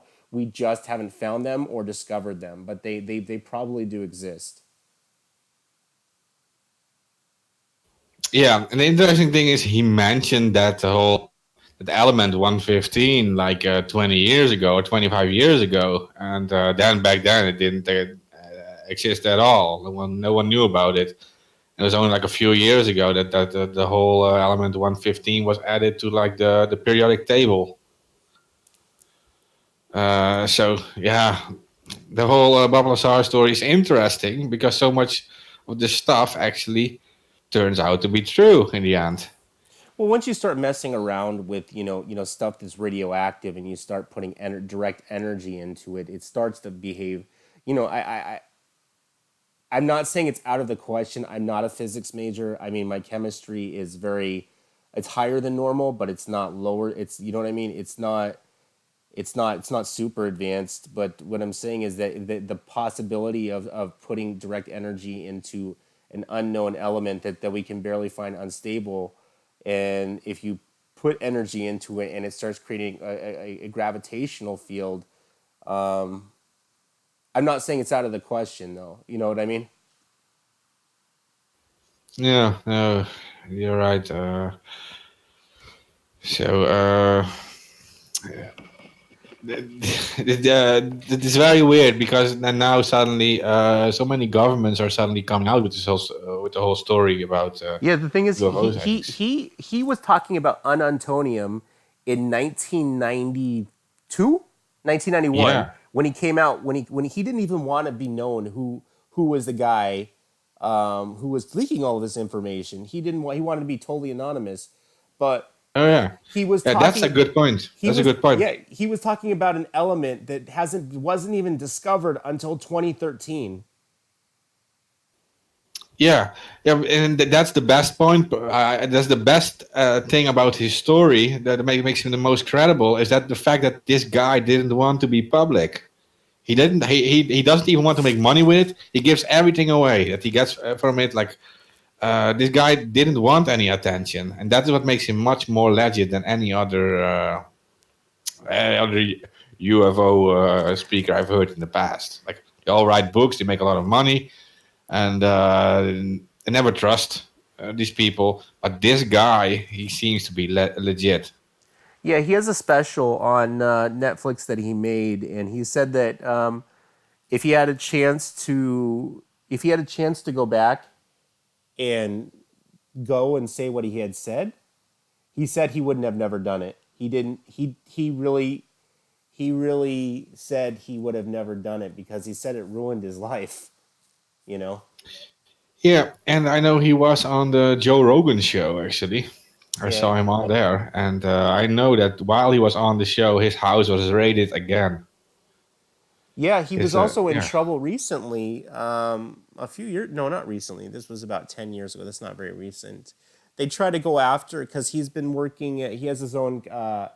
He has his own lab where he makes stuff, and at one point he was working with quasi nuclear materials, but mainly like not anything that would get you in a super lot of trouble, but stuff that produce beta particles like americium and stuff like they use them as smoke detectors. But of course, because he's Bob Lazar, they go and raid him because they think that he's making something he shouldn't be. You know? yeah, yeah. And now he's obviously a very smart guy because he was like an inventor too. He made like these weird inventions, like always. You mentioned it already, like these rocket cars. So he Yeah, made a rocket bike, I think, too. yeah, Like it was, yeah, driving like 60 miles an hour with like a rocket engine on a bike. And he was actually in newspapers for that with these pictures. He's making these weirdest inventions. He was known as like a fixer guy. He could like fix anything. yeah. He's his story is very legit, and when people laugh it off that that this stuff isn't real. I mean, you can always look at the Arizona Lights, which has been trying discredited. They were saying it's a Navy SEAL team falling from the sky, but 600,000 people, and at three different times in Phoenix, Arizona, saw a 3 mile long triangular shape fly over Phoenix for a period of Yeah, yeah. 6 hours. And I'm sorry, but or it wasn't 6 hours. I think it was more like 40 minutes. But when you're free falling from a plane, even at 30,000 feet, you're only up there for you're only free falling for like a minute or two. So you're falling at 180 feet per second. So do the math. You're not up Yeah. there for very long. Yeah, no, and I've read all the critics of Bob Lazar, and some do a very good job at discrediting him. I have to be honest about that. But the thing is that over the years, the original stories they wrote, they all added stuff to their stories again, and they're now like going back on what they said, and they are actually admitting certain parts of the story that he said, and that is like they now believe that he did actually because yeah shortly before he left like the Area 51 thing he was working there he claimed and he left and he took his friends to the place of Area 51 and he said like today like every Wednesday they're doing these tests with this craft and I'm going to show you at this time it's going to show up and his friends all saw these lights and stuff and at the exact moment he said it would happen and now actually like even like the worst skeptics who discredit him they admit that this story must be true, but that these were actually like new aviation techniques of like the U.S. Air Force, and that it was. But they're admitting the actual part of the story that he says there were these lights in the sky and stuff. They're starting to admit it, and that's the same as with the Los Alamos story. That they did everything to say like, no, he never worked at Los Alamos. No one knows him there and all this stuff. And now they're starting to admit like, yeah, he actually worked for the contractor. They actually did hire. His name was listed on the directory. They forgot to Yeah. erase it. Yeah, exactly. It was this. Yeah, in the like the phone books, like you said, he was like he was like on a call. They could actually call him if they had trouble. Call Bob. There was another guy. Remember, there was the engineer that worked for Lockheed Martin, Works, and he came out with a video that was released from a friend when he died, saying this was the most bizarre one. It was it was like an hour-long tape with pictures and descriptions about how the United States military had gotten their had been working with an off-world the aliens. This is what he had said, and that they were trading technology, and this is how we have gotten some of our tech. This is how our technology has advanced a millionfold in such a short period of time. I don't know how much of that is valid, but it is very weird for somebody to release a video after they're dead, who was in such high position. Yeah, yeah. My theory about it. Like, I'm not a big fan of the whole alien part of it, but I am convinced about older civilizations and technology, and that's. I think Bob Lazar also said it that these devices were actually dug up in archaeological excavations. They actually dug up like 12 or something of these devices. Yeah. And they are all like they're old, so to speak. Yeah. So, I mean that too. I mean, they could be ancient, civilizations that were once here and then left. There could have been another race that was like 100,000 years more advanced than us and just decided to leave. yeah, or collapsed due to like a comet or whatever. Yeah, no, but like the alien part, it could all be true too. But you have in science like the thing called like Occam's razor, right? Yeah. Like we have like a planet that's like billions of years old, and that it's very possible that like before us, different civilizations actually developed. Like we are only like existing for like a short time, and the fact that other civilizations could have developed before us is like much more plausible than like civilizations from other star systems traveling here, like with light years of distance. But it's possible. I mean, I don't know about it, but I mean, like, yeah. Well, essentially, you can break down all of the physics. I mean, if you do the whole Star Trek physics into it, where they create a warp bubble in front of them, they're essentially bending space and time so they can travel infinitely faster than the speed of light. But we don't know if we just think it's theoretical at this point. We don't even know if that's even real. Yeah, no, I'm open to all of it. I mean, like there are like billions and billions of planets, and possibly there are like millions or maybe even billions of civilizations, and there must be civilizations way ahead of us, right? So, Yeah. and we are like advancing so fast that even if they're like they exist for a few million years and they've advanced all these times, that they must be traveling everywhere. But yeah. We'll see you tomorrow. We'll see you tonight. Actually, so yeah, we will see. Something. Right, will happen. And it's interesting that in the last few weeks they did come out with all these weird stories about like we now confirm UFO sightings and all these things. They want to make like the people happy or something. Like they're like shit is hitting the fan. Yeah, they're probably like, oh fuck, they're really gonna raid our They're really gonna raid our base. Yeah. Although Bob Lazar said it's actually in a base called S4 and not in Area 51 itself. But it's, we mentioned a complex called S4. It is actually close to Area 51. Still a few miles away from it. Yeah, they're not I gonna only keep. All, noticed. yeah, they're gonna not keep all the good stuff in there anymore. They probably moved it all. Of course. Well, there are these giant bunkers and stuff everywhere too. I mean, how can you ever find these things even? Well, actually, there was a MUFON was trying to find all of these bases. They're the one of the few places that are still actively trying to log and catalog all of the UFO sightings around the world. And they found out that in the 60s and 70s, the United States government was infatuated with building underground bases all over New Mexico. And they were finding this out through a FOIA request through contract deals.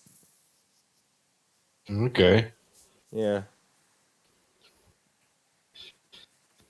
I don't know too much about the USA, but it's like a very isolated place, right? It's like there's like no one living there. Most of the places that these bases in places are, they're almost in the middle of nowhere on purpose. Yeah.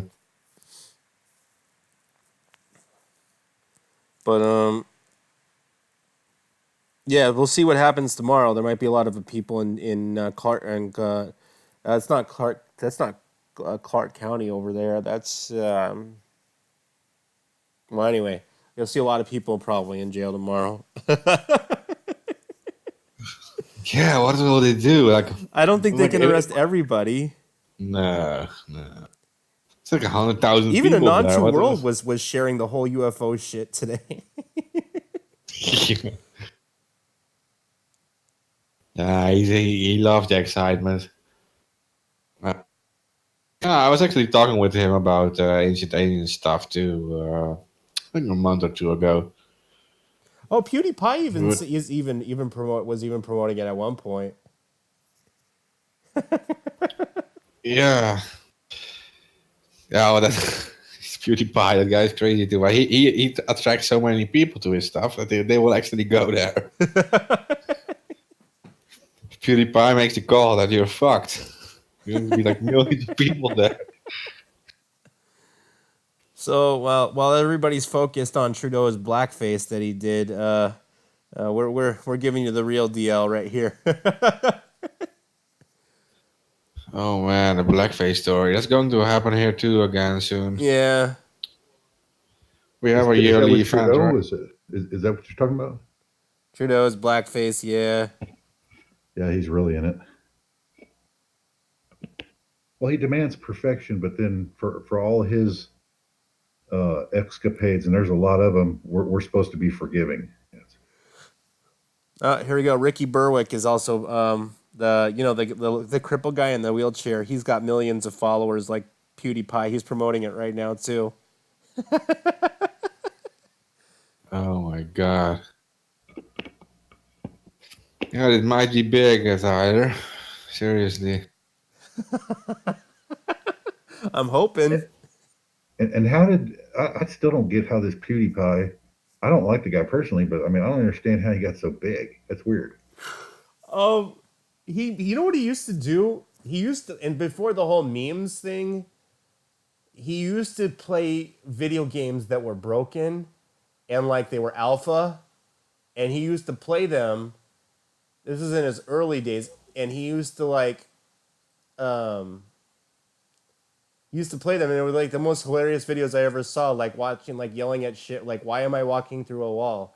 Why am I here? Why am I, I don't know. He still does some of that stuff. And then he used to also do a lot more in real life stuff. Like I remember one time he got a home, it was a homemade, he said it was an indoor fireworks kit, and he was lighting his shit off in his house. So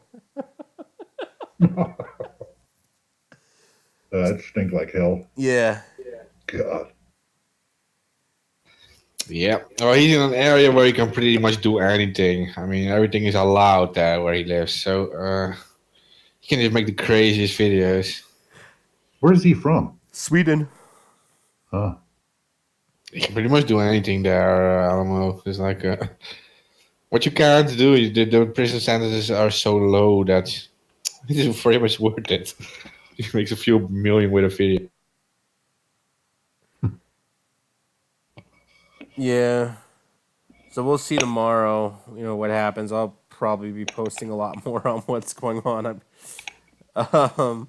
In other news, Facebook introduced a new product called Portal, and it's like I think it's kind of like a Roku device, except for it's Facebook proprietary, and this thing has a camera in it, so you can make video calls to your friend through your TV set, and or it goes on top of your TV set. The problem is that we're dealing with Facebook Inc. And I'm guessing that the camera is still on, even though you're not using it. just a thought with all the other shit that they've done, Yeah, why turn it off? I mean, and from all the stories, we know that's true. I mean, there's Yeah. even third-party people listening to people having sex and everything. It's ridiculous. Yeah, Facebook's gotten into And some really weird shit, too. Like the Facebook dating, they're trying to promote it like hell. Uh, oh my God, dating. Yeah, I mean, can you imagine? It's not mm, like he'd sell your information either. I mean,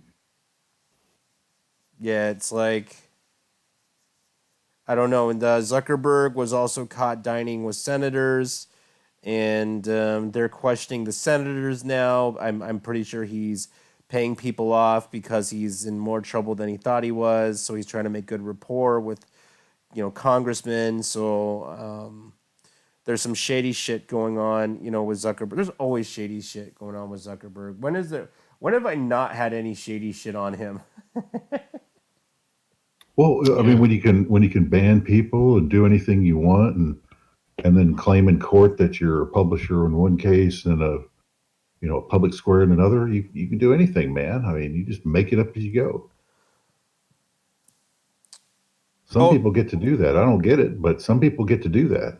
Yeah, his ideas of how to control his own platform and to censor and to do whatever, like, he thinks everything can be done through automation and this and that. It really can't. It really cannot be done through automation. AI is not. It's not super advanced. It is advanced, but it's not super advanced to the point where it can make a moral judgment call. And a lot of these AI bots will flag stuff for manual review that they can't do it. That they don't have the sheer volume and number of people to moderate any of this shit. What do they have, like a billion users on there? That's highly unlikely that anybody can moderate that. And the people that they have hired in the past to moderate content are low-level minimum wage employees. Some of them don't speak the language that they're moderating, and they're not actually real employees of Facebook Incorporated. They're hired through a third-party contract that work for Facebook. That's how they get away with paying them $12 an hour. And they just click, click, click, click, click, click, click, click. They don't give a fuck. They're not smart. They're not educated. They don't read. They don't do shit. They're low level employees who barely have a high school education. Well, see, if you can't get a foreigner to understand like the nuances, how can you get a machine? I mean, some things, it's like people. It's just like people. Some people don't get it. So how the hell are you gonna fully trust a machine to get something They when can't. even It's people not don't advanced get enough. it? I mean, Yeah, the machine can go off based off of algorithms and what it knows, what is acceptable and what is unacceptable. But it can't make those real moral or ethical judgment calls. What is satire? What is what is free speech? It can't make those calls. yeah, I don't see it anytime soon. I mean, if it does, if they do get closer, and I'm sure they will, but I just, there's certain things I just really don't think you can ever really achieve in a machine. Well, not yet. I mean, it's getting AI is getting more advanced, but it's not like super duper advanced. I mean, they've already kind of proven. I mean, you can't, you, there's certain things your hands and humans can do that machines can't. Certain judgment calls, et cetera, et cetera. I mean, there's a whole set of things like that machines just don't. I don't see it myself, but Not in the next 10 years. We're talking this is like 10 years out in the future kind of technology. It's not yeah, perfected. I get surprised with technology though. Just like iPhone, it's like it's hard to believe how fast that blew up. But Yeah, let me see what else. Edward Snowden book is out, and the Department of Justice is suing. Is it the publishing company and him at the same time?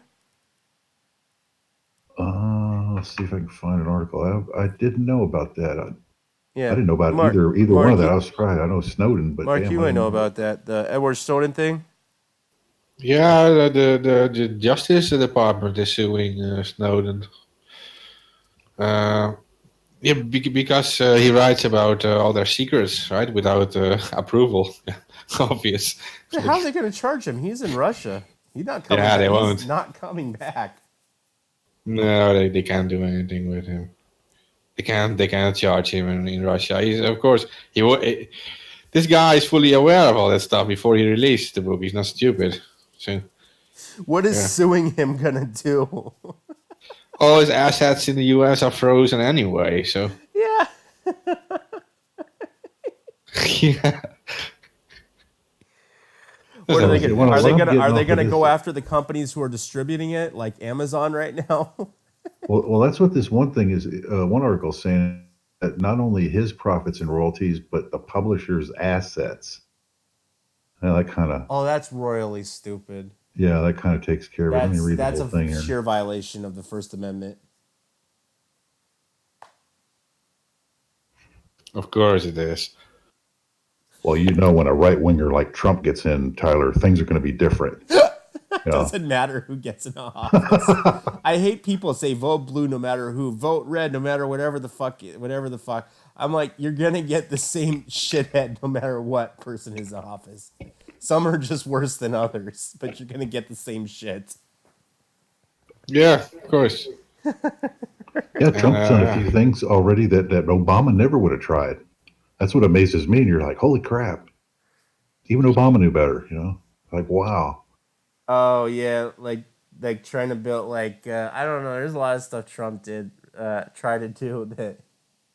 Well, the bump stocks, that was a big one. That was actually something that where he didn't go. And it's like, hey, now it's okay and everybody loves it. If you got a red hat on, you're just clapping like a trained seal, man. I'm like, what the hell? Yeah, Trump wanted to get rid of homeless rights in California, and I go, that's impossible. You can't throw 60,000 people in jail because they're homeless. A, there's not enough jails to put the people in, and B, there's not enough public funding to feed them all. So that's not a thing. Trump has had a lot of bad ideas. A lot of bad ideas. I don't know. So do most presidents. Yeah, they really do. They don't. They feel like they have to have some legacy or they have to do something. Well, and usually, just like in Europe, it was like your legacy was some war, that you could hang your hat on. Yeah, yeah. Yeah, Trump also tried to ban, actually, individual states right now are banning flavored vape juice. But I thought, I have retracted my statement saying that it was a vitamin E nicotine cartridge that was doing it, but I wasn't well informed. They actually traced it back to these the health crisis that was going on with the e-cigs. They figured that these people were lying when they said it was a vape cartridge, but the most of these injuries to these lungs were traced back to an underground marijuana vape company that was out of like some guy's backyard. He had about, it was actually like a really big operation where they were making 5,000 cartridges an hour.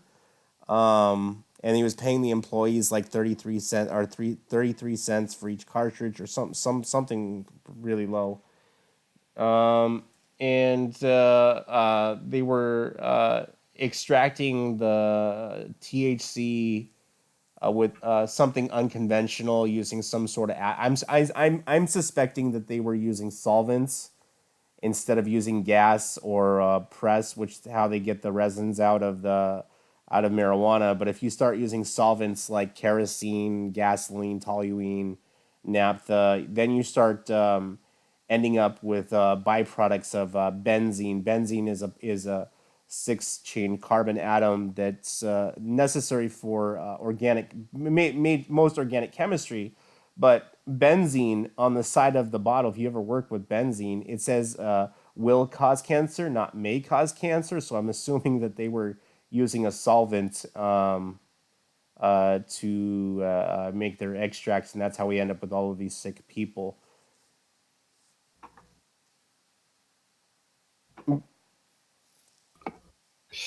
Yeah, benzene, that's some real dirt. Yeah, it's worse than like the drugs itself. Well, yeah, that's the and thing, is that some, like even underground labs, like in people who make underground MDMA or other drugs, even though they're using solvents to clean their stuff, they clean it again over and over and over and over and over again because they know they're working with toxic shit. Yeah. They don't call it black market. They rather keep their customers alive so they can buy shit again, not kill them. I don't That's know. how the free market works. Yeah, you're not going to kill your customers. That's dumb. Yeah. Yeah.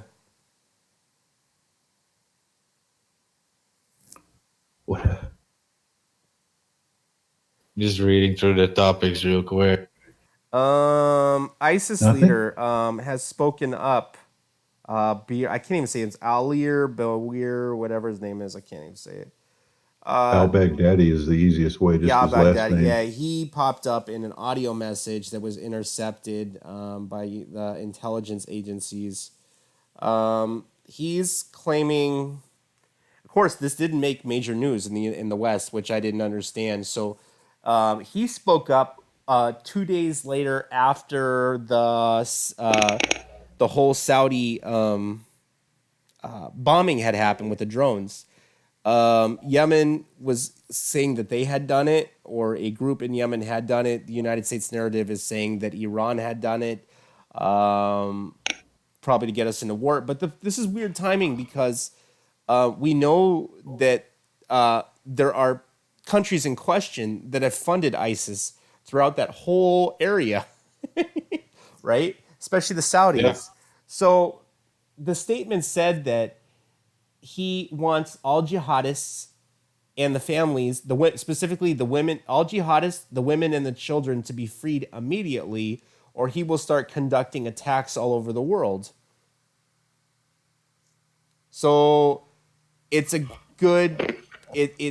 I'm gonna say this, and I'm probably gonna say this again. This is probably another proxy war just waiting to happen, so that somebody might go to war with Iran.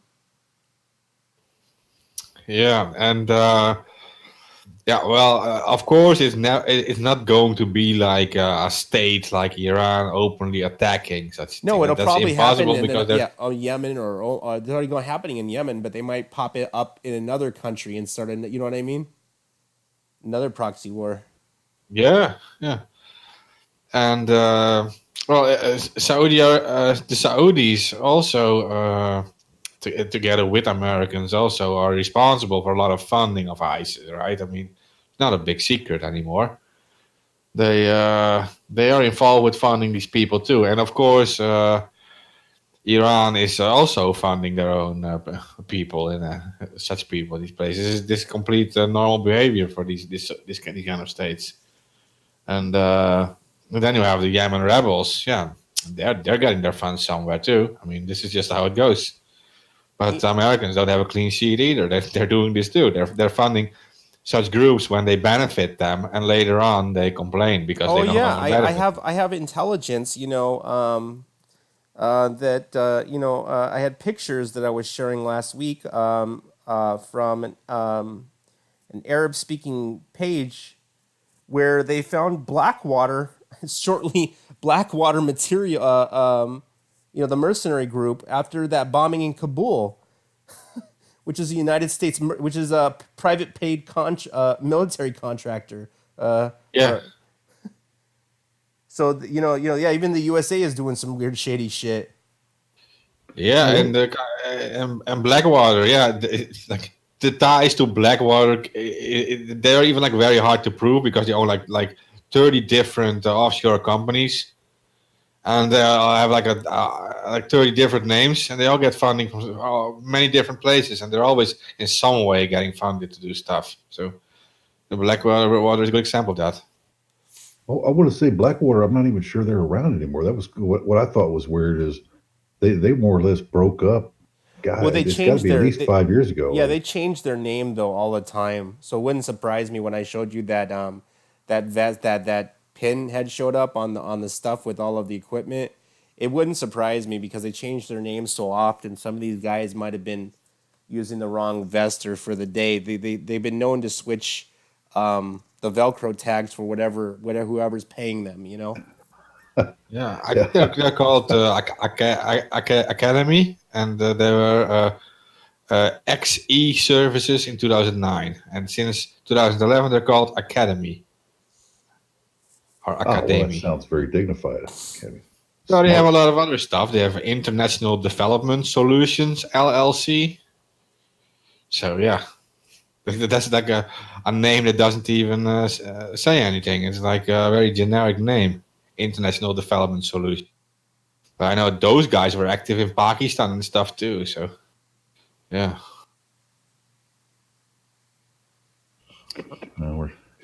Yeah, because publicly, the Pakistani government was against the American bases and stuff, right? The government didn't want American bases there, so Blackwater moves in with that whole development thing, and they actually launch stuff in Pakistan, and it's ran by commercial companies like Blackwater.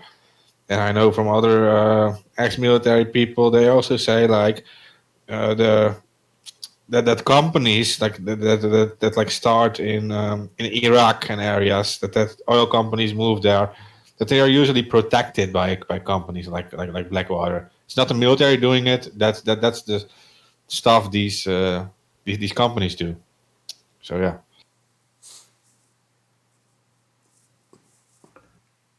They have the private. Yeah, I don't know why we'd be looking for another war. I don't know how many we got, 6, 7 of them going Well, already. yeah, Do we really need another one? there's a reason why this war, why the Saudi. I've been saying this in chats for like the last couple of days, all over the place. Expect Saudis, they have 4 huge oil refineries, and this is their meat and potatoes. This is how they fund the Saudi kingdom. So if 2 of them are gone, they only at the time of the bombing they only had 37 days of reserves. So after the 37 days, they're going to start going into debt because the Saudi kingdom is money grubby and they're funding X, Y, and Z and constantly expanding, but they will start going into debt, and they will start a war with a neighboring country to try and get resources, specifically someplace that has a huge oil refinery. But here's another thing that most people don't know, is that ISIS has been known to attack territories and take the oil refineries and claim it as their own. In fact, so much so, at one point, ISIS had an oil refinery inside of Iraq. Inside Iraq? Yeah, for a quick minute, they did. Huh. They took over an oil refinery, and they were claiming it as theirs and taking in all the profits. Well, that seems weird because aren't we over that country? I mean, it seems like that'd be hard to do, but No, unless we're working with they them. were doing it. They were doing it. They were doing it for quite a while, but nobody was making. Nobody was. It wasn't really mentioned in the news. You really had to dig for it to find out that they owned shit. They were owning farms, an oil refinery, machine shops. They have to get their shit somewhere, you know. Yeah, all those Toyota truck fleet, Yeah, prices. I mean, just yeah, come on. I mean, where are they getting all this stuff? yeah, exactly. Like I think I tell you, like it just doesn't pop up out of thin air. Remember at one And point, just so you can run around in jihad, I mean, you got money, you got time, I mean, you got weapons. I mean, what is this? How does that work? I don't know. It looks to me like we're funding both sides, and we know that never happens. Yeah, That tactic's never been used before. And somehow we just can't seem to get rid of ISIS. They're backed into a corner, and we just can't seem to get rid of them. It's well, like, no, it's very easy to get rid of whatever. them, and this was the same thing that the Americans dealt with Vietnam. Is at the start of Vietnam, the rules of engagement were to never attack anything unless you knew it was active or the SAMs were active or that the VC had guns. When in fact, if you want to stop a war, you take their resources. You take their not so you take it it's yours. You take it so that they can't use it to make a profit. Now that's something that they could have done a long time ago with ISIS. Get their financial backers out, but that's something that they have never done. So they know what's going on. They just don't care. Vietnam story is interesting too because I know that the same week the Americans kind of left Vietnam, right? The first McDonald's was opened there the same week. For yeah, really, you can search for the opening of the first McDonald's restaurant in Vietnam. And it's literally the week that the Americans left. There is something going on. They're not actually leaving. They're moving. Just move, our job is finished, and we'll move the commercial companies in or something. I Wow. I mean, yeah, but I need to look. I mean, if that's true, it's like, boy, talk about being duped.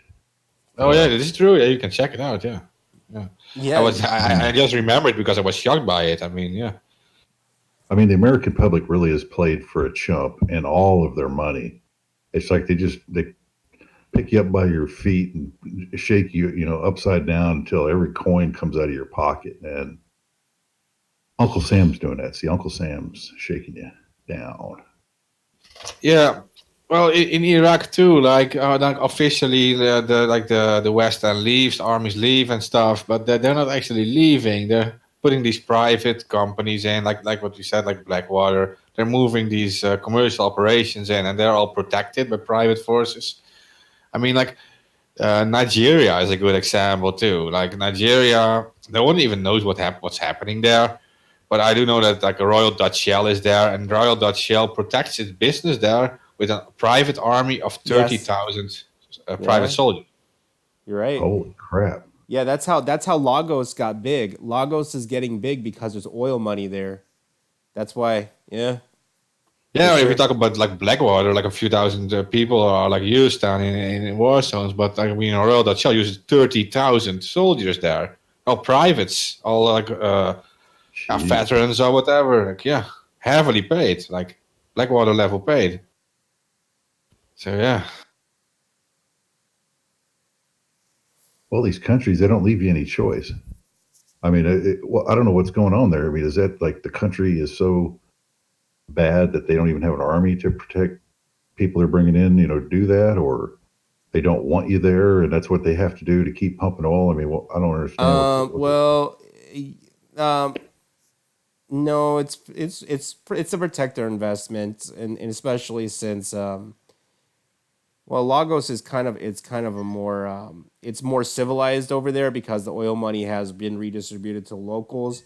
But outside of Lagos, it's kind of like no man's land, and there's a lot. There's a big divide between the poor and the rich. So it is highly likely that they would see them as a threat or a target and go after them. yeah. So I mean, it's a certain amount of lawlessness, I suppose. Yeah. Yeah.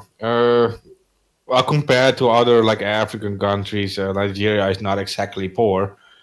It does have like 200 million people. Like it's like a lot of people. It's like 2 times as much as like Germany. It's like I think it's like half the amount, over half the amount of the United States. Yeah, it's one of the most populated countries in Africa.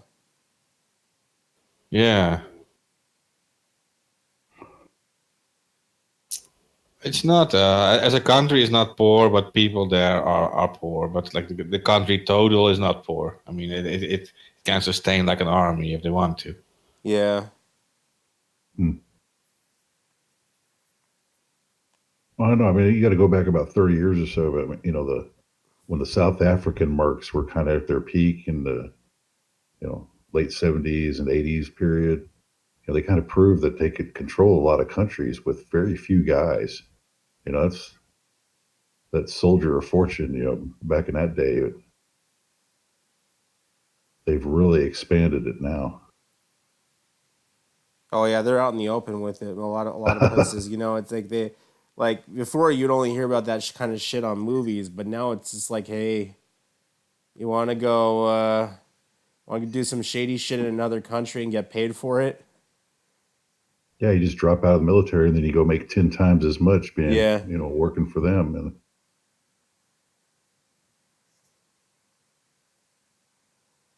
And Did you guys hear about this major data breach in Ecuador? that's another one you got me on. Yes. Nope. So there was a data breach through a third party, I think, that processed the citizenship applications for Ecuador. And apparently Julian Assange's info was in some of that shit.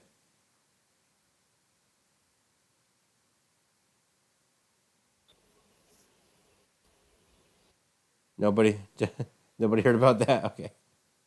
No, I was actually reading about it, and it says like Ecuador population database, and the USA could be next. It says in this article. Yeah. So I was like checking it out. Yeah. Whatever happened to Ola? I haven't even been checking up on him. I always forget about him. Ola. What is up with Can you him? imagine that a data breach involves 20 million people? It's pretty much everyone in your country there in Ecuador. Yeah. It only has 17 million people in the country, and the breach was 20 million. So, yeah. That was like Bulgaria a while back. The whole, I think the tax office got hit. They literally got everybody's information in Bulgaria. Mm-hmm. Yeah. Yeah, these monstrous hacks. I'm not seeing too much with Olak, but he writes everything in Spanish. Yeah. So I mean, my Spanish is not so good. I used to speak it better when I was still in school. It's the same as before. He's still fighting his case. I do have another data breach, but it's not even like a hack or whatever. It's just that. So you have all these hospitals, right, in the USA, but also in Europe, and they had like you only had to know the IP of the server to actually access the entire database of X-ray pictures of these hospitals. They were literally so open that you only had to know the IP of the X-ray server, and you could just open it and Get into the literally. database. Yeah, so 5 million 5 million pictures of United States patients were like widely available online. Intimate pictures, X-rays of the entire bodies and all this stuff. And but not just the USA. I mean, also 25,000 patients in my own country, the Netherlands, and other countries are also affected. Literally, like everything was openly available. And the journalist who found this actually said that it was so open that he could have just uploaded his own pictures, like edited certain X-ray pictures and stuff. Yeah, Put a little and toy it's car like, in there. yeah, like so real time that it was actually like he said that it allowed him to have the pictures faster than the actual doctors would have them. So if they would be like planning that they would treat someone for like an illness or whatever, like fake pictures, like an operation, put like fake pictures in, and they would like operate entirely the wrong stuff or something. Like this is very shocking. This you could just edit everything too. Yeah. Yeah, it's like I don't trust governments or healthcare with anything anymore right now. Well, no, it's like this hack you were talking about in Ecuador. I'm reading through here. It's like this small company VPN Mentor, but it was all owned by former government officials, and it's just this is all shady. Yeah. It is shady. I made a post about this before. Like governments, like all around the world now, these leaks are like piling up. These people are clearly not able to keep any of this data safe. Any government, it's just the USA too, and I mean in Europe, all these countries too are all fucked. Like, Yeah, here we would use. Our NSA or somebody, insider to get it, or any of these agencies. I mean, they all got access.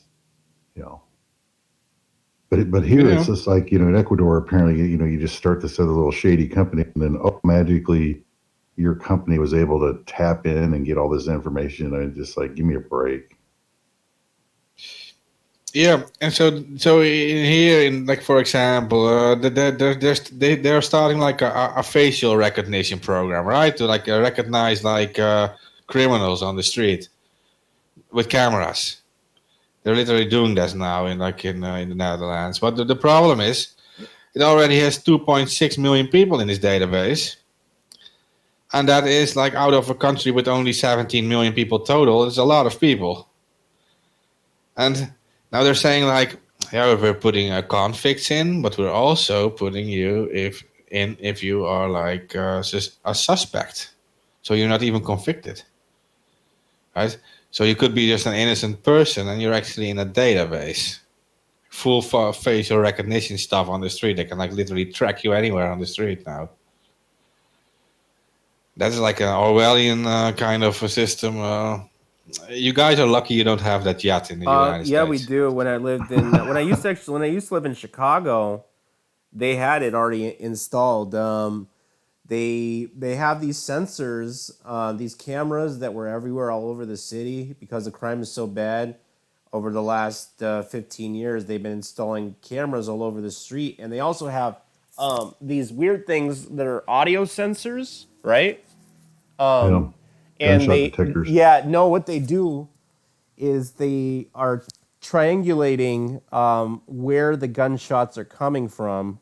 Yep. So they installed military like facial recognition in Chicago's police cameras that are all over the city. They've been doing that for a good minute. So yeah, the first one I remember doing that was the casinos. I mean, that started way back in the late 70s and 80s. Casinos have them too. Yeah. Yeah, I mean they were big pushing into that because they wanted to identify people and keep them out of the casinos. Yeah. And being good corporations, they can do whatever the fuck they want, right? I mean, Yeah, some of those cameras, like especially there was like one in Lincoln Park when I lived out there. There was on Sheffield. They think that, I don't know, some of them had flashy lights on them, like a blue and red flashy light, like, hey, look at me, I'm the police, I'm looking at you and shit. You know what I mean? Like they weren't like hidden or anything. They're out in plain view. well, then there's all those traffic cameras and all the other CCTV everywhere. Yeah. So I do want to mention to our listeners that there is actually resistance against this, and that is the website banfacialrecognition.com. And this is started by the guys behind the Tor project, and a lot of groups are already aligned with it. And it is an effort to stop facial recognition programs in the United States and hopefully in the rest of the world too. So that's banfacialrecognition.com, and I think you should support them because this actually has to be stopped, because Not just because it is very intrusive, but clearly these people can't even protect the data. So yeah, why should they have it? Yeah, and Amazon tried playing with it, and they found out that it was, their version was highly inaccurate. The accuracy, the super high end shit is it's already here. It's not around the corner. It's been here for a minute. Yeah, Yeah, it's been really perfected. It's yeah, and I'm pretty sure there are some people listening who are like against racism, and maybe everyone, because as the Tor guys explained too, is that the facial recognition software misidentifies people of color, women, and children. And that is like supercharging the discrimination and putting vulnerable people at greater risk of systemic abuse. So the facial recognition programs are not working correctly. And it's even said by the Tor crew that they misidentify people 98% of the time. Oh, So they only have a man, 2% match. that sounds too high, or too low rather. That it depends. Yeah, You know what? Usually, what they do is they'll get a picture, and then what they do is the computer will do vectors, like vector-like graphics, and the measurements in between 2 points on your face is how they measure you, and it's usually done with like an infrared laser or even the picture or even the camera adjusting the measurements to how far it is from you. But yeah, as far as I know, it's pretty accurate. But I don't know. Like the 2% accuracy depends on what they were, who and what they were working with, though. But Yeah, this is from that research actually comes from CNET.com, which is pretty reliable yeah, for IT stuff. And that is it said that article says facial recognition software is inaccurate in 98% of cases. This report finds, and this is done by the Metropolitan Police in the UK. They have had sketchy results with the crime fighting tool, and it is research from May 13, 2018. So it is. Over a year old, so maybe it did improve a lot in a year, but still, at least in 2018, it was 98% failing. well, that's good to know. So we can still do crimes, okay, guys? No,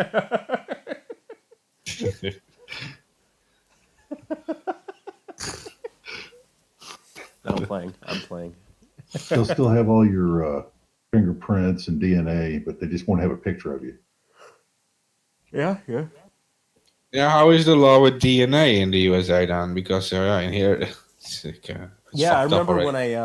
when I was in trouble with the law, when I was first day when you see your parole or probation officer, they swab your mouth whether you want to or not. Yeah. So Yeah, well, in here too, like for even like very light crimes, like if you're think of you have to like work for like a few hours as a sentence, right? Then you already get like your DNA is already captured and stored. yes, So, yeah, you do something small, you're already like listed for life in the genetic database or the former eugenics database, right? I see. It's the they same have. You know thing. what they came out with? There's a company that's been selling those the anti-facial recognition masks, and they, the God, I was they're latex masks that hide all your facial features. Oh yeah, Yeah, yeah. There are solutions, of course. they Yeah, you do can do it. exist. Yeah, they exist. Yeah, you can play around with such things, and you have more simple solutions like you just always wear sunglasses, for example, as large as possible, Or you can wear and a you have stocking over your face. yeah. It could be green men. Just get green stockings and put them over your face. Yeah, just walk around like a green man. It's not like they won't they won't watch you then. Like, oh, just a green man. We don't have to watch that guy. Oh God, what is up with crypto? I keep on getting updates every. Oh yeah, that's why. Okay. And we got But they, conflicting info here, man. Check out the one I just popped in there. Hold on, I'm not checking it. Oh. this is only 3 months later. Yes, That claim that is the phishing box. The claims the 94% accuracy. 3 months after that other article. Well, it's kind of weird. Yeah, is that possible? I mean, who's lying to us here? I mean, that's that's both extremes. Yeah. Yeah, that's a kind of like a little too big of a difference. Well, if you think about it, if the data set, you would have to, if you're working with a fixed population, let's say you have 10 million people in your country, in order to get supreme accuracy, you would need to have 10 million pictures in your database. So we're assuming that not everybody is in their database. So that's probably where you get a lot of inaccuracy because your data set is flawed. And then we're also dealing with atmospheric conditions, moisture in the lens, stuff like that. That also adds to inaccuracy. So I imagine you're going to get mixed results depending on what your data set is, I'm just thinking logically. I don't know. Is that off? Is that kind of out there? Well, or the Metro UK police are just really getting screwed over. They got a crappy system. I mean, I'm just thinking about how flawed is this system. This is like really flawed. Like, you can actually do like anonymous tips to like the police against some person, and the person's pictures are added to this system if they are like suspected of something. They're not guilty. So someone does an anonymous tip against you, you'll be arrested, but you're not guilty. You're already in this system, and they're not going to take you out of this system. That's weird. Yeah, it's like weird. That's not fair. That's not fair. You can fuck over anyone. Well, and this is a great system. I mean, have we ever been freer? I mean, has Western civilization ever been as free as it is now? No, it's actually worse because everything's electronic and they know exactly what you're doing when you do it in real time. Oh God. Jay messaged me and he says to tell me to say hi to Tyler and hi to Preston, and to tell them he is already in Area 51. No shit. Who is Jay? Yeah. What does he do in the United States? It's like. Well, he's sending smileys, so I'm not sure if he's trolling, but he told me to say this. Oh damn! Okay. I'm all for it, man. Do it. Be a hero. I was gonna say I was gonna drive out there, but I gotta go to my brother's birthday in the morning. It's like, but you got an excuse? Yeah, I was gonna go, but I also have work afterwards. So I'm like, do I really want to go back to jail for 6 months over something? I'm like, yeah, you know what? I don't know. Maybe I'll think about it tonight.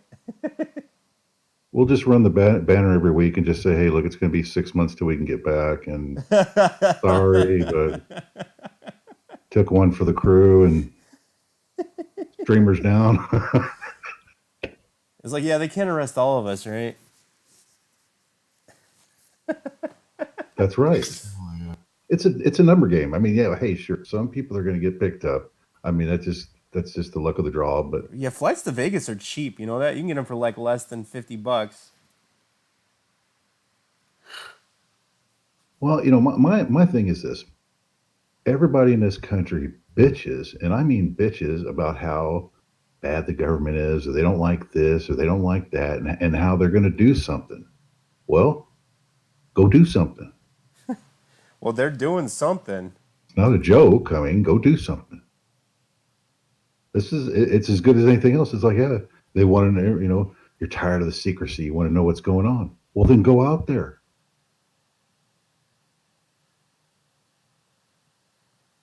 Yeah, well, they are doing something. I mean, they're proving a point. At least they're trying to. I hope so. I wonder how many Anons are going there to Area 51. There must be some going. Did they check in on the board before they left? Yeah, Keep a track of them. I'll try to find out. There must be someone else going. I mean, many of these Anons are obsessed, of course, with the government secrets. So, yeah. Oh shit! Snowden was on tonight. Okay. No shit. 10 Central. Okay, I saw an interview He's gonna be earlier on, this week. Yeah, on with, the Daily Show. Oh, that's interesting. I saw an interview with him with France 24. He's active, doing his book thing. Yeah, he's gonna be live in a little bit, on the Daily Show. It's probably gonna be more comedy related, but you do get some good information from the Daily Show, but most of it's on comedy, Yeah, I noticed that in the USA, it's mostly comedians who are actually capable of doing this still. Like, Oh yeah, they can hide under the banner of satire, of course. So. Well, who is the guy? Who used to do the Daily Show? They broke up on that. Yeah. Did I break up? Yeah, I didn't hear the question. Oh yeah, who used to do the Daily Show on Comedy Central? The original guy. It's Jon Stewart. Jon Stewart. Yeah, he used to do some serious work, but he was it was always masked in comedy though. But he did have some good interviews there. He really did. Yeah. Yeah, I like him too. Where they strayed was, you've got interviews. This goes back because I'm an old fart, right? Of Johnny Carson saying that he purposely stayed out of. He might say political jokes, but he was never political himself, so that it could always remain funny. That's what these guys nowadays don't get. They take it personal, and it just shows in their jokes, and their, it's like it's not even funny anymore. It's just it's anger. Yeah.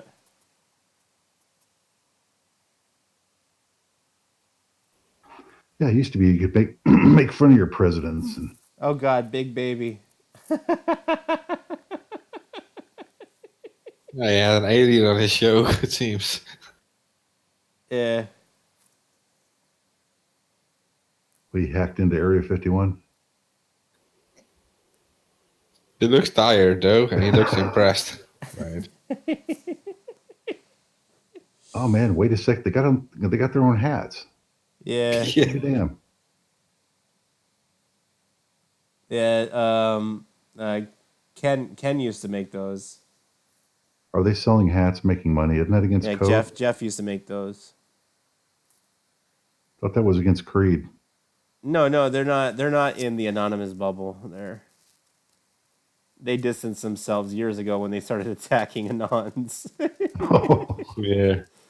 I mean, it was all good and fun. It was all done in humor and to prove a point, but they're not anons.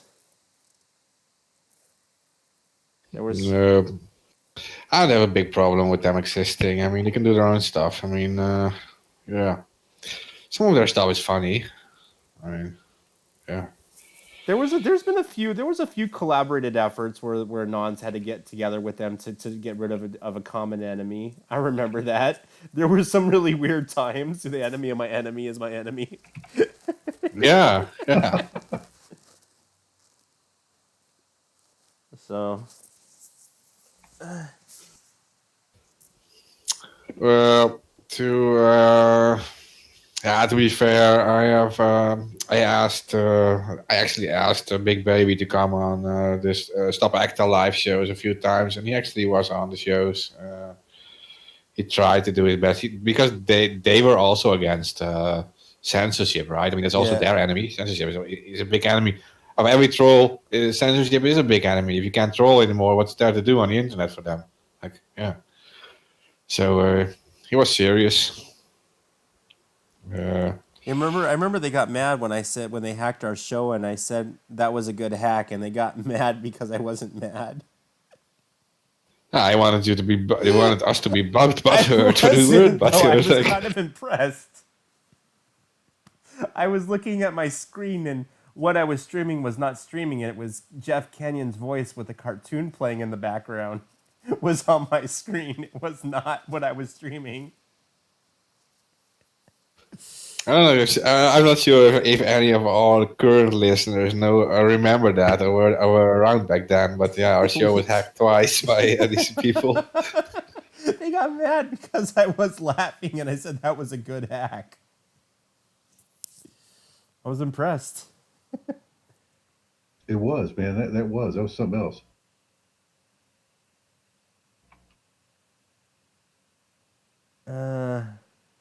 What else is going on in the world? Oh, Netanyahu lost the election. Did you know that? He is no longer the prime minister of Israel. Wow. So what do well, he had enough scandals. I mean, yeah, he's going to be fighting. He's yeah. going to be fighting corruption cases if he doesn't go to prison. So, jeez, it's actually not him that was the most corrupt. It was his wife, but they deem it as the same bout over there. So he's probably going to go down for accepting gifts, large gifts. Yeah, they are on him, man. Yeah, it's hard to believe he wasn't aware of what his wife was doing. So yeah. His wife is a horrible person.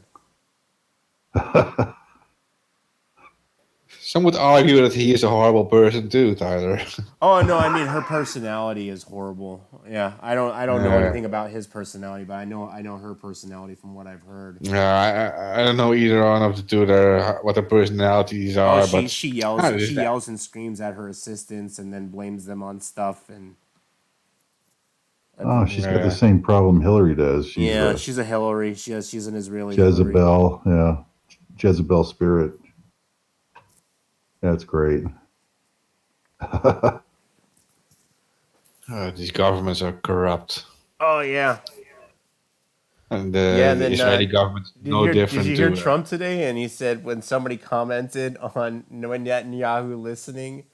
Netanyahu, a reporter asked Trump, will Netanyahu's loss be come at a disadvantage for the United States? And he says, my relations is not with Netanyahu, it's with Israel.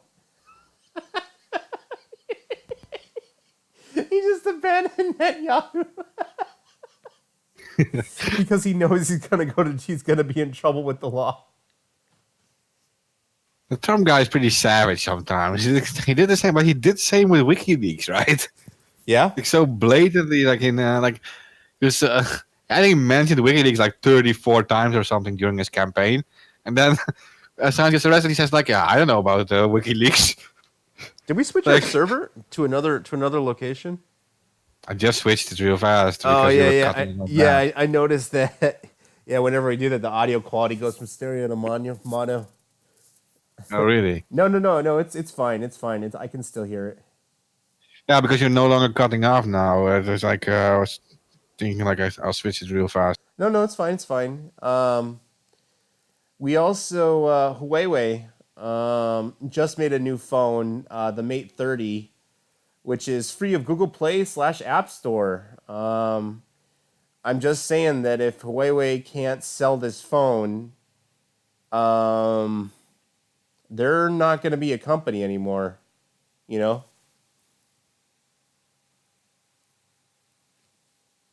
Why do you say? I mean, they don't really need our market. I don't think. I mean, No, but with when the whole thing with the Huawei CFO going to prison or being they're trying to extradite her to the United States, and it's making this trade war that much worse with China.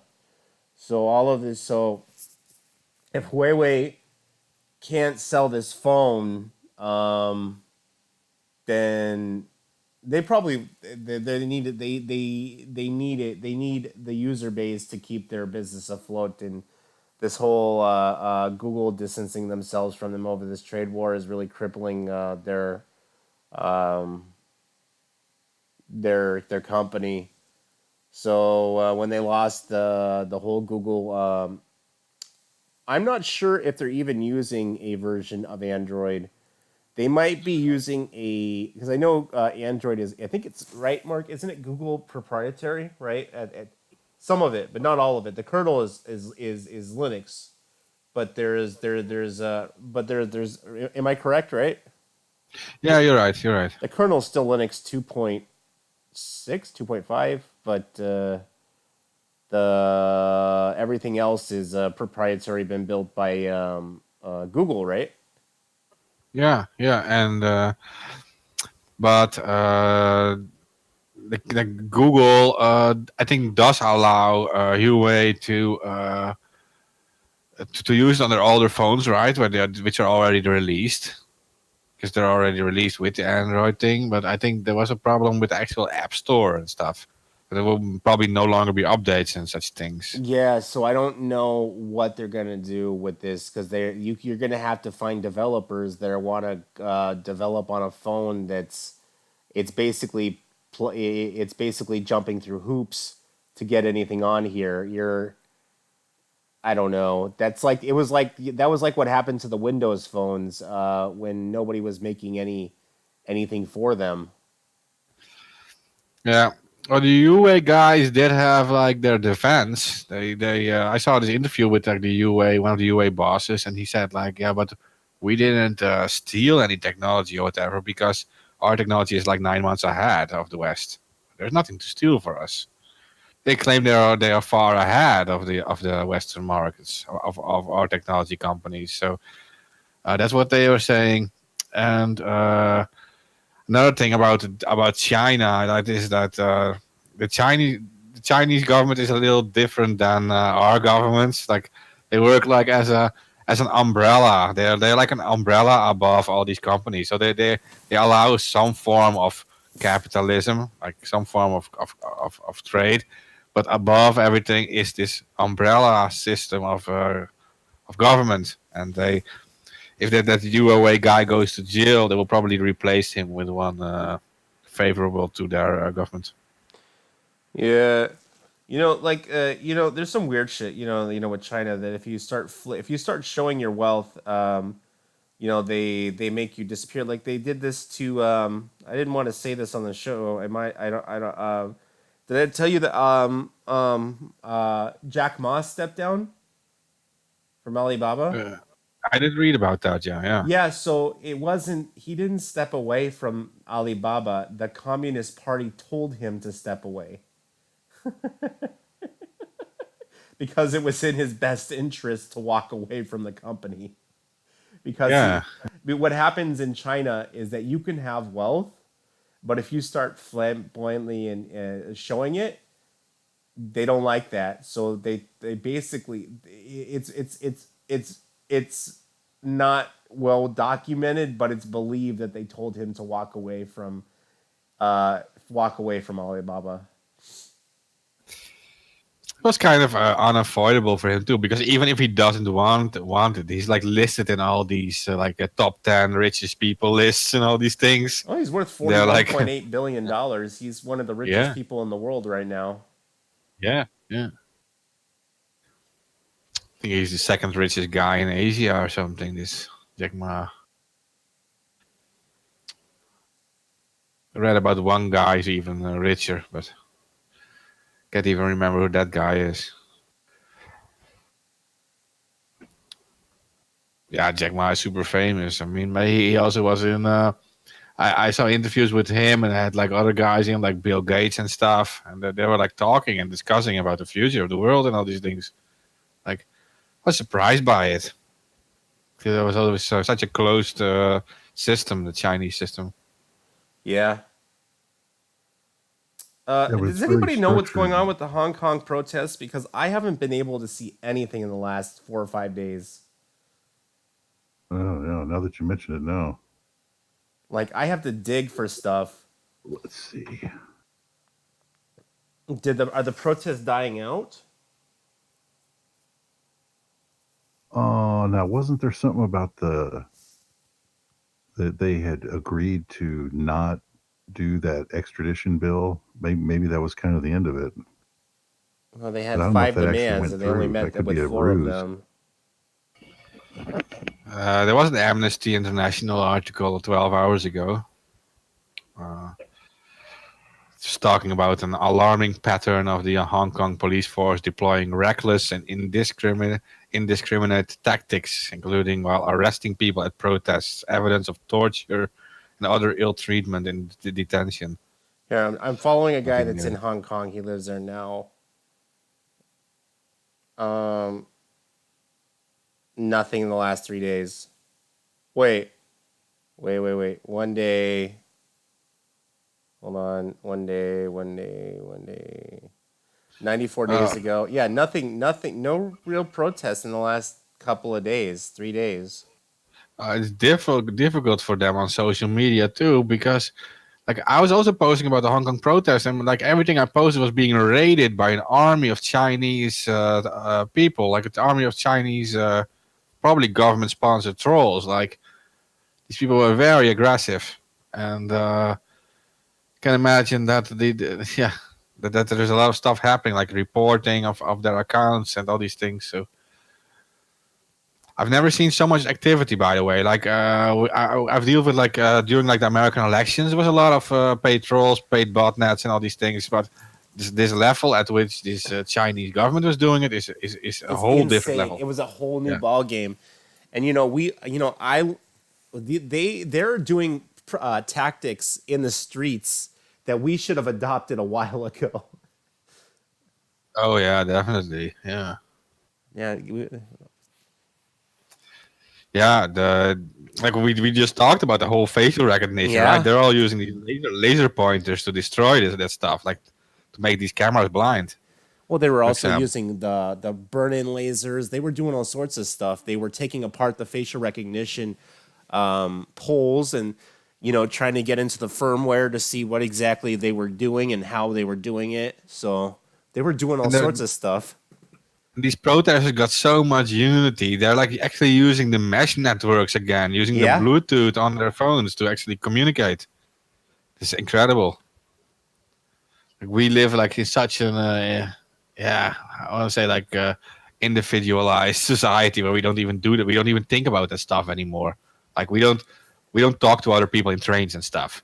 But these people, they connect with each other. Like there's like very powerful force for sure.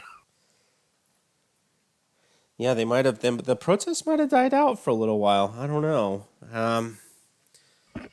I do have some connections over there. I'll ask, but it might be a few days before they get back to the me. chat there that has like their coverage. There's a few articles in the last few days, but man, that's weird because I don't get much. RT's about the only one I see cover it. Yeah, it's always RT and Raptly doing the covering. It's almost like they're the only independent media, big independent media left in the world. But yeah, Russian media, but that's something else. it's weird, Yeah. right? If you told somebody like the old timers in the 50s or 60s shit was going to be like this, they'd have laughed at you. Yeah, but they're doing it. I mean, Raptly is everywhere. God. They're doing exactly what normally like what American media would do in like the 60s. They're doing it now. I mean, they're doing it real. Well, I mean, American media has really gone off the cliff. I mean, they don't even seem to care about having a product that can be believed in. They should see their numbers dropping. Everybody knows you're lying, and then they wonder why everything's going to hell. And it's just a really weird angle to come from. Yeah, but Roughly and RT, they're not even acting like commercial companies either. Like, remember, I just emailed them and asked them if we could use their live stream and their footage, and they just said okay. They didn't ask questions. We can just use it as ABB. We can just use it, their footage. Yeah, we got like written permission from them. Huh. We didn't pay anything for it. We just got permission. So that's different. I mean, imagine getting the same permission, like from CNN or whatever. Like, can we all use all your footage for free? It's never going to happen. If they were smart, I mean, that's how you promote. They've just forgotten all the rules of how companies work and how media and advertising works. They think they can really go out there and be angry leftist, and that people want to listen to that, and bash, just totally biased bashing. It's strange. I just don't see how it plays to a limited market. I mean, I don't get it. It's not going to last. You need objective journalism too. If you don't have this anymore, then it's not going to last. You see biased stuff everywhere, and then people are just going to switch to YouTube videos because it's just easier. You don't get the real objective stuff anymore. It needs to be as objective as like they need to say like it's going to be cloudy today and it's going to be cloudy, right? It's going to be this temperature. It's going to be this temperature, and it has needs the same unbiased reporting of facts too. But it doesn't happen like that anymore. Yeah, what I enjoy about it is like Hong Kong is like if you get the alt media or like even a local streamer, at least you get they might have their own biases, but it's like you get a far better view of what's going on than listening to their media. Just like, why even bother? Just go straight to some guy that's some random streamer, and you get a better view of what's really going on. Yeah.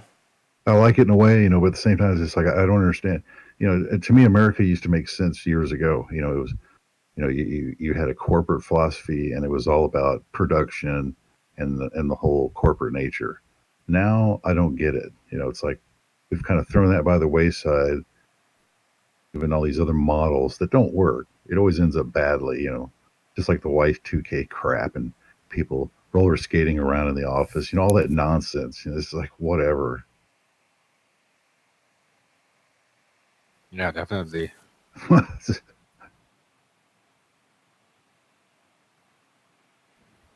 Yeah, it's weird because basically America is like a country with so many different media that it's always looked at like if anything happens, it will always be reported by at least someone. Now it's like all the big media are doing like the same thing. You have the bias on the left or bias on the right. Like, what the hell's going on? Yeah, when they all got bought up, and I guess by the 90s it had more or less consolidated for sure by the late 90s. But if you go back in the 70s or 80s and say, hey, there was 50 media companies, or maybe before that like 75 or 100, at least there was some kind of range of views out there in different publications, and it wasn't all just everybody reading off a teleprompter because you work for Comcast or one of these cable outlets. It's like, yeah, but they're even doing the same thing. Like on the left, you have like the media saying like, yeah, destroy free speech because Nazis talk too much, and on the right you have destroy free speech because immigrants or Muslims talk too much or whatever. Right? It's just the same fucking thing. Like, yeah, you get it for different reasons. On the left, it's well, I think on the right, it comes from a religious angle. And I don't even, that's what makes them not really right wing either, is like because you've drifted in that left wing, but it's a religious bias that gets thrown into the things they want. On the left, it's just an authoritarian control program. It's almost a religion in itself too. But Yeah, it is, and in the end, both sides are like moving towards the same goal, like literally like kill free speech or whatever, and kill free press too. Like at the same time, this whole surveillance system is being like created, and I don't know. It's either going to happen, and we're all going to be fucked in like 20 years from now, and or even 10 years from now. That we're all going to live in this. We're all going to be happy living in this whole Orwellian system, or it's going to like go to a point and then it overheats and everyone just rebels or something. Everyone at once. Sounds like somebody's phone got an Amber Alert. Yeah. Great maybe a small timing. storm comes through and gets a low water crossing flashed up. Hey, the government's looking after me, man. I'm okay with that. That's like, at least you're feeding me some kind of info. Trying to keep me from get killed at a water location. I'm all right with that, but it's all your other propaganda that pisses me off. Yeah. Something real, it's like it rained. Oh, yeah, I get it. It's like, Yeah. They should limit themselves to that stuff, the real stuff, like the real facts only, and unbiased, like fully unbiased. yeah, it's like the old civil defense days. Where you heard that on TV, or that made sense. Well, I guess. I mean, they could abuse that too with propaganda and keep you scared all the time, which they did for 50 years with all the nuke and diving under your desk and all that nonsense. Like, I mean, it's hard to believe people bought that. It's like, why not just face the light, stand up and face the light rather than going under your desk believing that's going to save you? Yeah, but like, why? Like, if you like watch TV and then they say like the stock market went down 3% or something. They have to say like the stock market went down 3%, and then they have to stop there.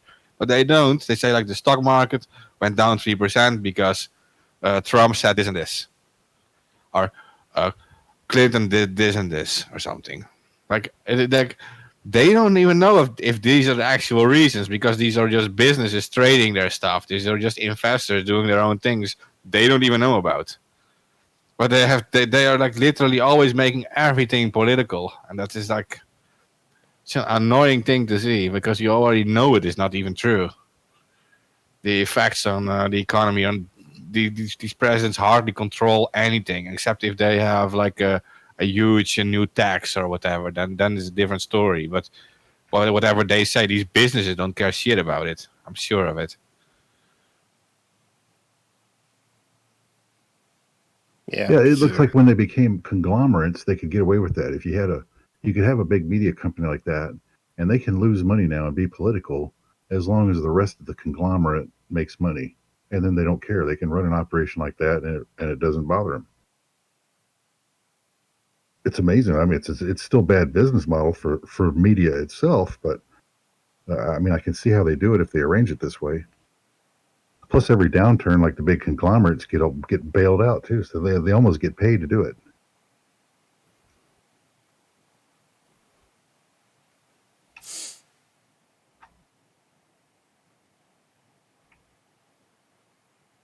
Dun, dun, dun, dun.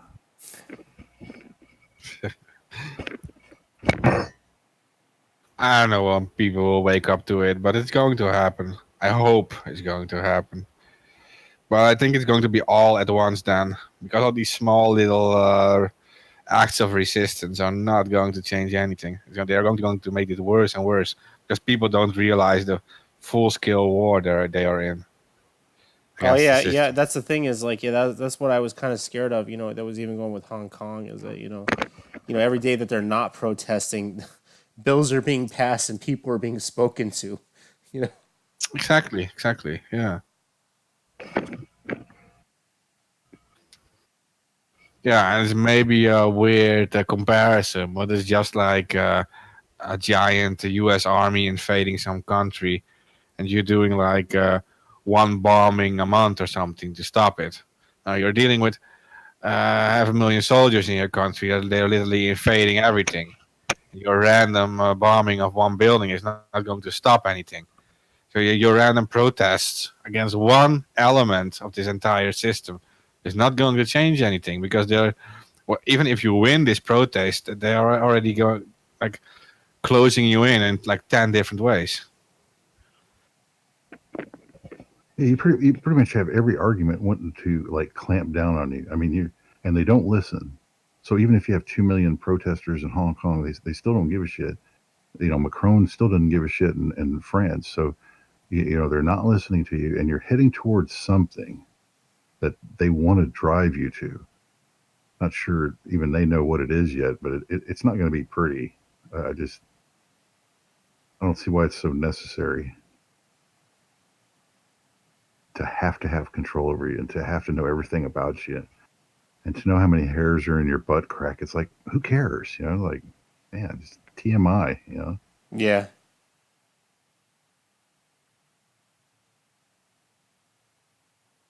Hey, that's it. So now we should talk about that Greta Thunberg. Oh yeah. You want to go, Preston? Yeah. To me, she's as dangerous to left wing climate people as Q is to right wing Republicans. It's a similar thing going on there where uh,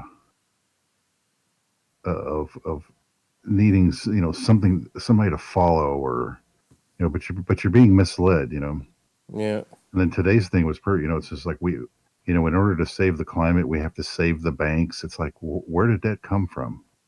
Yeah, I wasn't going to do it with this Greta Thunberg, but now she's just doing it. She's just taking it too far. She Yeah. literally said, "Save the banks to save the planet." And I posted about this stuff before. I know what they are going to do, and that is there is a new derivatives crash coming, and these bankers are going to be in trouble. And because they know people are not going to bail them out again, like in 2008. So what they're going to do is they're going to make the country spend money on them with this whole green scam. And I love fighting to save the climate, but not to save the The banks. banks, yeah. This, what's weird is that the Bilderberg group, they harped on another young kid. Remember the kid that said he could save the oceans and shit? You remember that? He was at the Oh yeah, no, he was actually pretty legit. That guy had. Yeah, but all of the Bilderberg group people got honed in on him and were helping him out, and we still don't see that the great plastic island that is accumulating in the Pacific Ocean is still there. So what happened to that? You know what I'm saying? Yeah. Well, yeah, with these guys, I mean, you never know. Are they trying to buy up the technology and then suppress it, and so it leaves it the way it is, or do they really want to get in there and make the money and be the guys that crank it up? I mean, Because you never know which way they're going to go. You know what they've been doing is that they really wanted to get rid of that great plastic fucking thing in there. They have these enzymes that you can spray on certain types of plastics and it'll break it down so it sinks again, To me, it seems like an opportunity. I mean, if you can scoop all that up, which surely it can't be that hard. Yeah. Even with regular old booms and all, you just get a ton of it. I mean, it seems like it'd be the thing to do. Yeah. And easy to do on top of that. I don't know what they're. Who knows? Bilderbergers are in it, so I mean, hey, there's money there. I mean, if you're going to get back, there's a place to get the money. Well, anyway, that Greta, this is interesting. She entered the United States, and the United States is shocked now because Greta Thunberg she went on a boat from Stockholm to Ellis Island or some shit. I saw her partying on that boat while the Amazon was burning. All these pictures she was posting on her Twitter profile, where she was like all laughing with all these celebrities, and the Amazon was burning. Not even one mention of it. Well, I have to think that she, I mean, it's like, come on, you're only 16 too.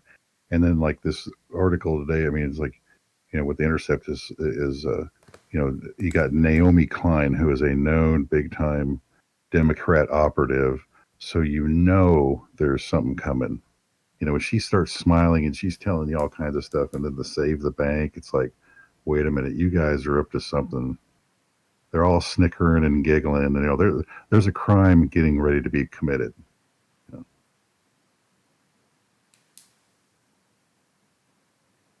Yeah. So, and they'll use her to do it. Like, of course, feeding that idea out there. Just keep. Now you've heard it, so you can. It's in your subconscious. You can start, whether you're pissed off or not. It's already there. Yeah, they did before. Like you had that other famous viral video of that girl in front of the UN back then. It was in the 80s, I think. Severin Suzuki, and the girl who silenced the world, was a famous meme video. A young girl her age too. I was talking there about climate too, about how the air is poisoned and all these things. They historically used children for these things. Yeah. Oh yeah. Oh yeah. I didn't know about that. And at the same, I see from the propaganda angle, why they do it, because it works, plays people's emotions. But on a purely like scientific or a logical level, it makes no sense. Why would I listen to a kid who's 16 years old? What could they possibly know about the climate and anything else for that matter? They're 16 years old, and yet I'm supposed to listen to that. And this is where we need to go. It's all very leading and in a not authentic and believable way. Let's put it that way. So I posted the little I do video. remember that. I remember that. That was a long time ago. Huh. 90s. I remember that. Yeah, it was pretty much viral. It was everywhere. Everyone was just shocked with this girl talking at the UN about how we were all doing pollution and destroying the planet, and yeah, it's a similar age as Greta. Well, they had the babies in Kuwait, and the UN's just famous for this. It's just.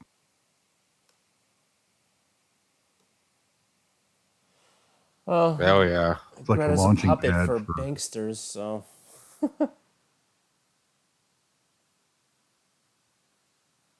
They want it bad though. As they've been playing the climate change. Well, let's see. It was in the 70s. It was 80. Like 75. It was global cooling. If you go back in old magazines, you can get where it's like global cooling was the thing to worry about, and then the whole global warming with Al Gore, which quickly changed to climate change when there really wasn't any enough warming. It's really morphed, and it just like, man, just that I can remember like 40 years of this bullshit. You're like, enough is.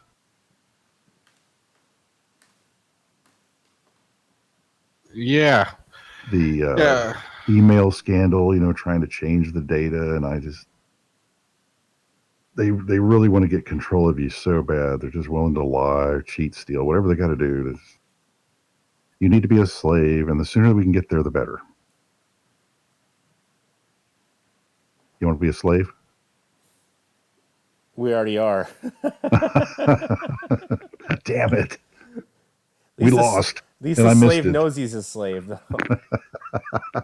That's half the battle. Well,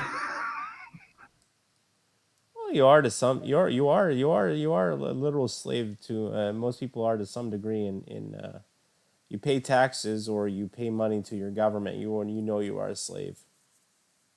Yeah, that's true. You have only limited options. Well, anybody who has a social security number is essentially a slave. You've heard, the straw man theory where, social security is a social security number is a guarantee that you will pay debt from that the money the debt that from the Federal Reserve, when the Federal Reserve gives the United States government its money, gives it at interest. So you, the taxpayer, have to pay that back through the IRS, and which goes back to the interest on the money that the Federal Reserve had lent to the American government. So yeah, essentially, if you have a Social Security number, you are a slave in every way, shape, and form. Well, yeah, there is invested in futures and your actual life. That is true. Yeah. I think what is that found? That was that group called. There's an actual company doing that. The whole trading into that stuff. I forgot the name. Yeah, really, this is actually happening in the USA. Well, maybe rather than a slave, I'm just collateral. I'm not a slave. Yeah, your collateral. Yeah, that's yeah. Oh, okay. Let's play a word game here. Yeah, I was going to play word games. Yeah, it makes me sleep better at night.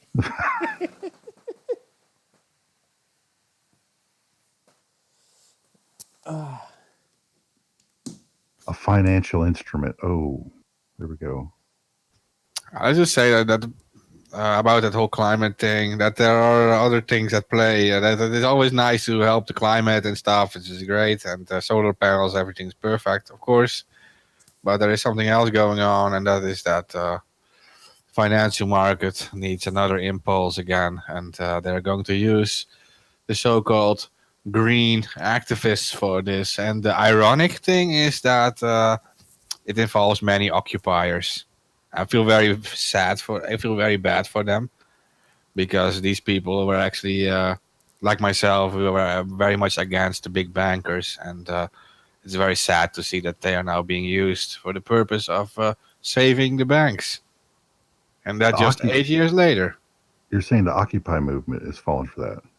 Yeah, it is like mostly Occupy movement. I saw it on the 17th, this 3 days ago, was the anniversary of Occupy, right? It was 8 years ago. The big Occupy accounts are posting on Twitter, and they were all aligning with the whole climate thing, and the posting. And they were openly saying, like, yeah, we occupiers are now involved with saving the banks and the climate. So, yeah, sad to see. But, I mentioned it on a few posts. I mentioned it, and I did get positive responses, no negative responses, because I tried to actually explain what's going on. But it's hard because you are just like one voice in like a huge movement where a lot of money is involved again and again. And I feel bad because I know the occupiers are many of them are like very legit activists, and they actually want to do something good with. Yeah, it's too bad that movement died. A lot of it died out. That was going pretty strong 7 years ago. People don't understand the financial market and how it works. You have to be educated into it, or you have to research it a lot, and then you understand it. And there is a real problem. The derivatives are going wrong again. There is the banks are close to a collapse again, and they need spending. And the spending, it will be generated by having the states pay money to banks who will change their logo to green, simply. And they will say that they will invest into green stuff. And this money will come from the states, and because people won't bail these banks out anymore. Well, no, California just passed public banks, which are like more like community banks, but yeah, big banks, they can't be bailed out anymore. They've already fucked themselves over. So, and if there are occupiers listening, these banks just need to collapse. Fine, just let them go. Replace them with small banks. The banks will always be needed. You don't need these super big central mega banks who just want your money. It's just not needed. You can have them collapse. You don't have to bail them out again. And don't fall for this trap if they just change their logo to green. They're not actually helping. They're not actually looking to help the climate. They're just pretending. and I don't. I mean, it's a stretch. I mean, how do you go from caring about the climate and wanting to do something about that which exists in the that's a physical world thing, to all of a sudden that means we have to save the banks? Well, how do you make that leap? I can't get there.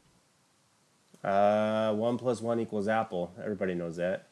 It's got to be new math, new physics. I mean, what am I missing? Yeah, well, but you can see it now because, like I think last week, the Federal Reserve injected another 200 billion into the U.S. Market.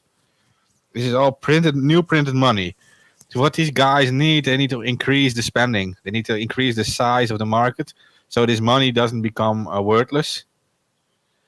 You need to increase the market. The money needs to be needed, so to speak.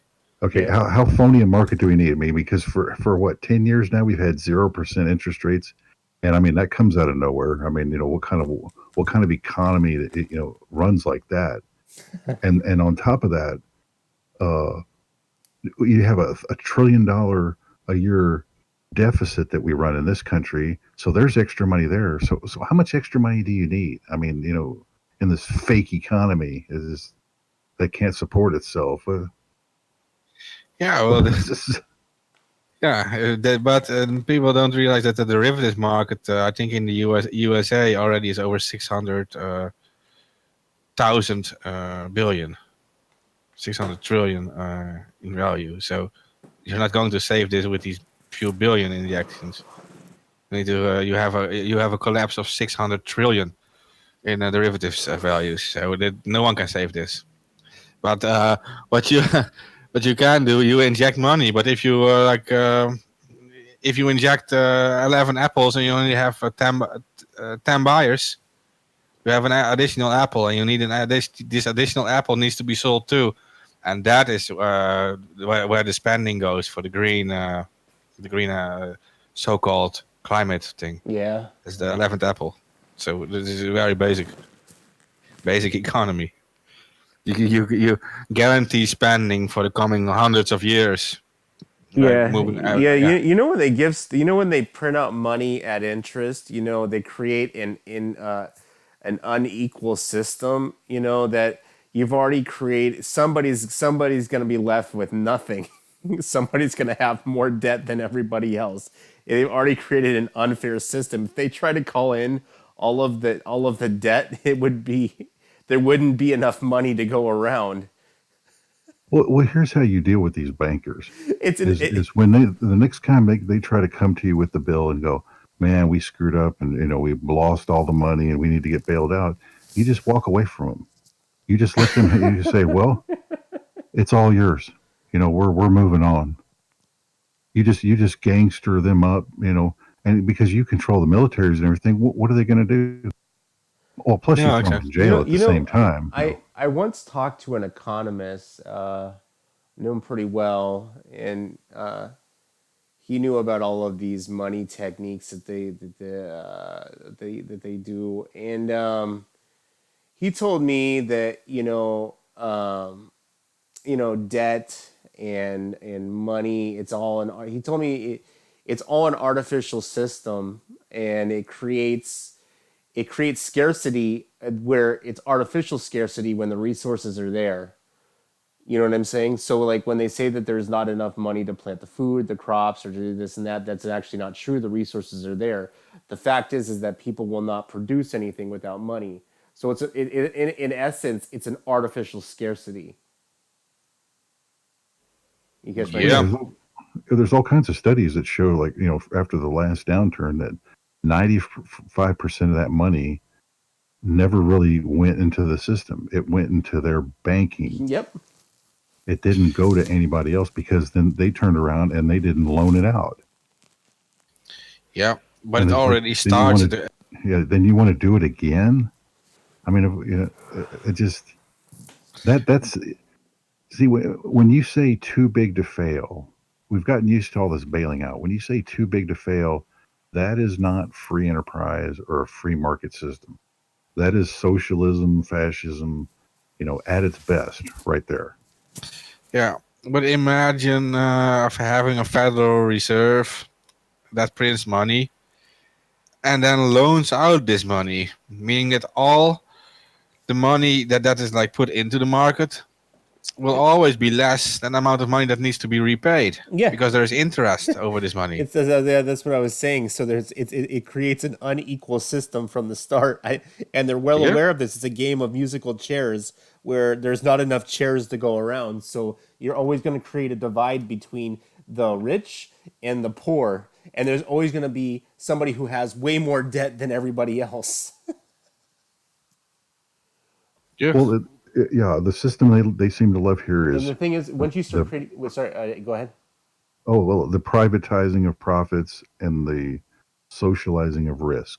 That's what the Federal Reserve is. We skim our 200 billion or whatever off the top. It's always right off the top, right at first, before any money gets in the system or gets into anybody else's hands. Rich fuck bankers get paid first. Under what authority? Where does that come from? What country in their right mind would run things that way? United States and the IMF. Yeah, And just every about other everybody else in the country. world that's got a central bank. Yeah, Yeah. it's nonsense. It's just Yeah, the ECB is doing the exact same thing, the European Central Bank. So it's no different. yeah, and then the wars. It's like, so who do they pick on? The countries that don't have their style, Rothschild style of central bank. Well, we attack them. Every one of them. But these guys know this, and they are actually buying real estate and resources, things with actual value. That's why they're obsessed with invading every country with resources. I mean, Yeah, they're smart. I mean, they take the gold, they take the resources, and they give us worthless fiat paper. You can thank President Wilson in our case for that one. Good progressive, progressive. Who immediately, this is what gets me about him. If you look at it, it's like who almost immediately turns around and tells you how sorry he is that he signed the bill and he's done this horrible thing, and it's like whatever. It's just like this weird drama. Like, what do you mean? You didn't know that when you handed it all to the bankers, that was the wrong thing to do. You never got a pang or a guilty conscience. Ever at any point in the process. Did you even think about it? they do. They're fully aware of all of that stuff, of course. Well, he's supposed Because, to be from Princeton. I mean, he's allegedly a smart guy. Yeah, but because even if these are all like very difficult systems, the basic principle is very easy. Like you already realize that if you print money with the interest that you need more money than you actually print. So yeah, it's very basic. And you have the fractional reserve banking that you don't keep any. You don't keep. That you invest a lot more than you actually have in your saves, right? So it goes wrong, and you can't ever pay it back, and that's the derivatives thing. Like all the money of all the people combined can never pay for these derivatives crashing, No. because all the money of all the people combined represent maybe 10% of this derivatives market, because it's all fractional reserve. Yeah. Yeah, they invested far more than they have. Yeah, they can invest with fractional reserve banking. You can loan up to 10 times the amount that you actually have. It's insane. Yeah, exactly. Yeah, like that. Yeah, 10%, like what they said. Yeah, there's in French banks, it's like 8 or 7%, even worse. Oh no, they But- they know they can do it 10 times what they're doing. So if they only have $1,000, they can loan out 10. It's Yeah. insane. Yeah, it I is. mean, it's the type of deal a true criminal gang would write and code into law if they could get away with it. Yeah. Why anybody in their right mind would go for it is beyond me. But they managed to do it, and it's just, under what authority? It's like my dollar is worth $1, but a dollar in your hand is worth $10. Since when? Since just the 'cause you banker say buddies so, got just- together. Yeah, just because you're the criminal that says it's that way, get lost. Oh, I know. the whole thing's a sham, man. I mean, it's so bad. It's just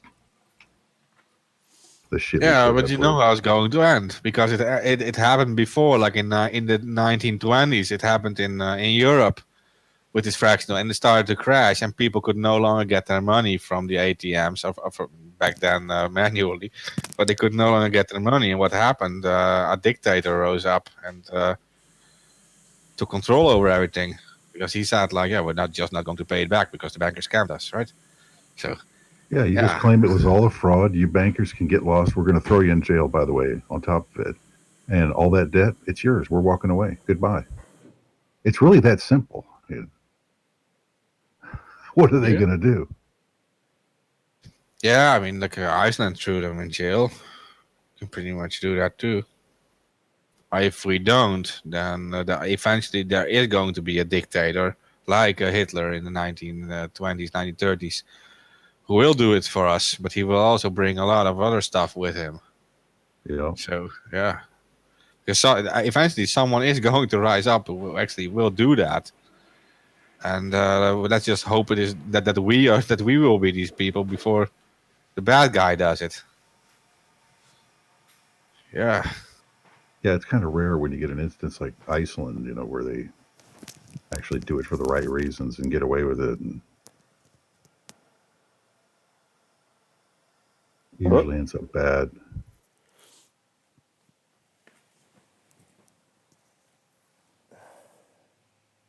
Yeah. Well, let's see what else we got here. Well, you can't stop it, but you can't save this current money system. You can't. It's impossible. Yeah. Yeah. You would have to find, you would have to need a lot of gold or something to introduce it into, you know what I mean? That's the only way to really fix the debt, is to have a side resource to replenish whatever fucking debt is in there. But those kind of numbers don't even exist in resources. No.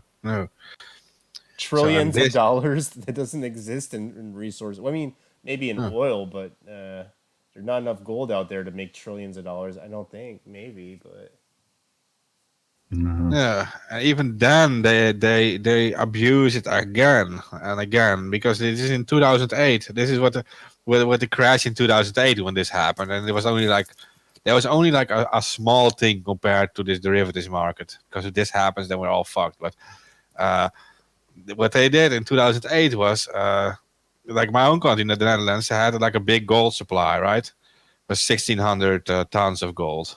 It was relatively big, like top 5 or something. And they sold 1,000 tons of gold in 2008. So that's almost that's like 2/3 of the supply. yeah, But what they did, they then loaned money. They borrowed money, and what they did, they borrowed it at like 1 or 2%, but they immediately gave it to other countries at 3 or 4%. So they actually banked on these things. They gave out loans to other collapsing countries. And these people, and they were actually profiting on these higher interest rates, because they themselves only pay like 1%. Other countries pay 4%, and you cash in 3%, right? So a few countries will cash in, and they benefit from this again. This will scam the rest of them, and that's how pretty much countries like Greece got enslaved into the European Union. So yeah. Well, and bankers know because they know how socialist thing is. And Greece seems to be one of the worst ones. Is that they can sign them onto loans that they can't pay back when they ought to know better, but they sign on to them anyway, and then they abuse them. It's just bad government at its best. It's Mm-hmm. you don't have to spend the money. It's just you can live within your means. Yeah, well, if you're like a true nationalist in the good way, that you actually like care about like the survival of your country and the citizens. So that's not about the whole immigration thing. Where this is about, if you're actually planning to save your country, then you will just like crash all these banks. You will nationalize these companies. You will introduce your own currency, a new currency, and you will declare all this other currency worthless. Yeah, that's one way of doing it, but Greece didn't do that. They just took it up the ass and just sold off There the has country. to what you need is a instead of having a criminal that's like these Federal Reserve criminals, you need a good guy that operates the same way and in the same fashion doesn't give a shit about them and cares more about the people. That's really, it would be a guy with that same demeanor, but yet not just the willingness to screw over the people for money. Well, that's We what just all don't banks seem, do. yeah, we just don't seem to have that out there. That they're just not there. It's far too easy to corrupt the system with all these fools that Oh we yeah, get it's a from pyramid system. It's from the top down. Yeah, well, and at its core, here's how you get duped. You have two private corporate political parties that select the guys that they want Uh-huh. and then promote them under the guys that you're going to have a choice now. Promote them as the ones you need to vote for. But wouldn't you think, I mean, them being the scumbags that they are, that they would have that system rigged, like all the guys that you can choose from are working for us, Yeah. That's what it is. And then you get the false, oh, you have a choice. And You have they the get right you to to you have the pick, right to choose between shit and worse shit. yeah. Do you want a big log or you want a runny dump or a clogger? What do you want, Tyler? Yeah, and they're not mentioning that they're never mentioning the elephants in the living room. Never. Like even a guy who is like supposedly like a nationalist, like Trump, he puts like Goldman Sachs people in the White House, right? These people are like on the front lines of the whole fractional banking stuff. Oh These yeah, he's people, got more than anybody. Yeah, it's incredible. He's really yeah, stacked it heavy. Well, of course, he's a business oriented guy. I just want to see some of that business come back to America instead of being stuffed in their pockets. I don't have any problem with corporate philosophy or expansion of America or whatever, but man, I just don't want you guys stealing it all. yeah.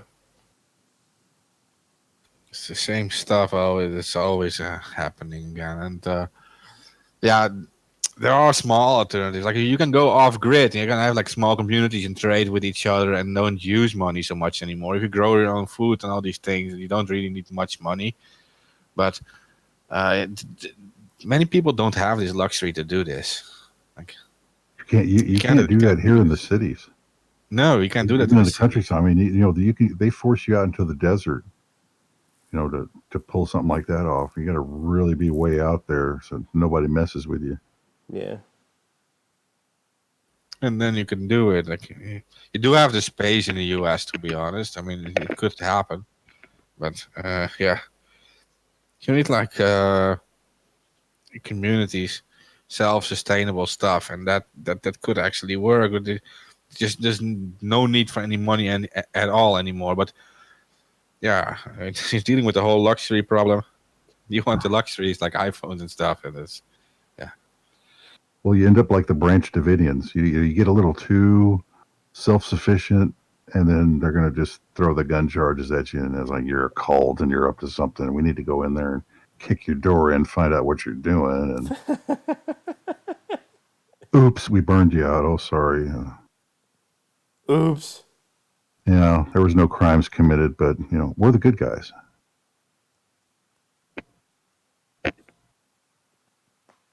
Yeah, it just doesn't work here anymore, and it's sad because there was a time when, like, putting power into the grid with your solar or wind power, they were actually laws that said, yeah, you as a utility have to buy that power back from the little guy, Yeah.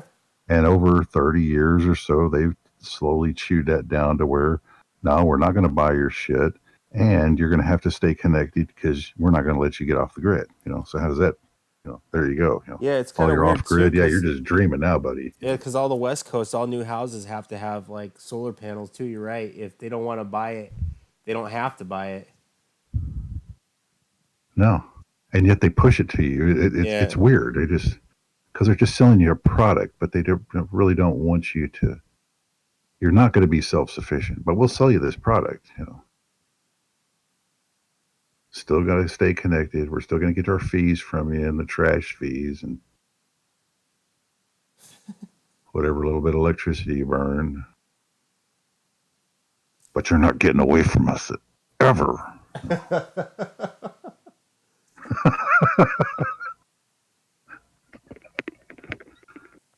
Or so it seems.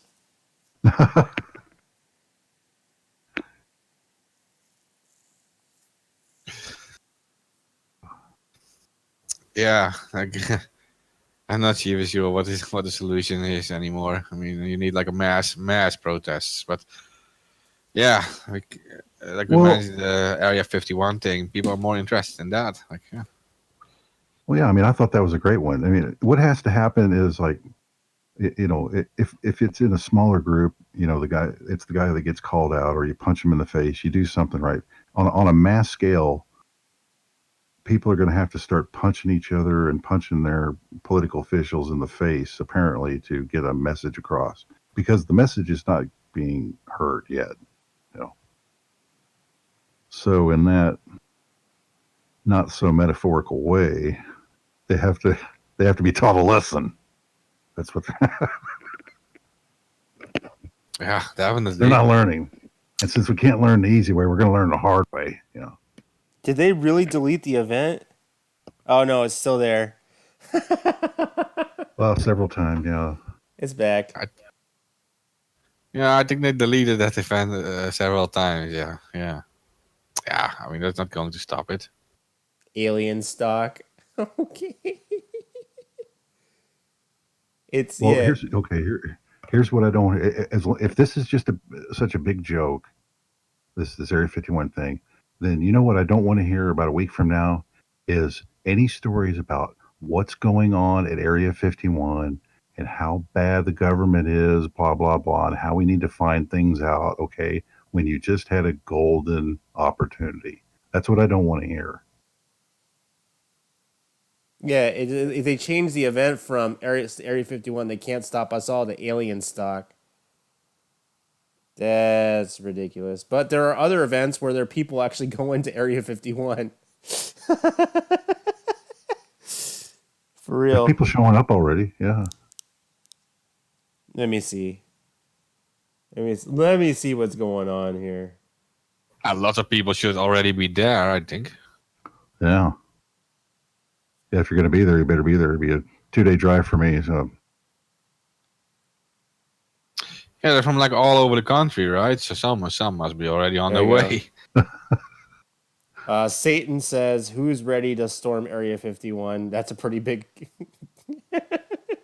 SAN. Oh my God! You have to check out YouTube for sure. Area 51 today. Oh God.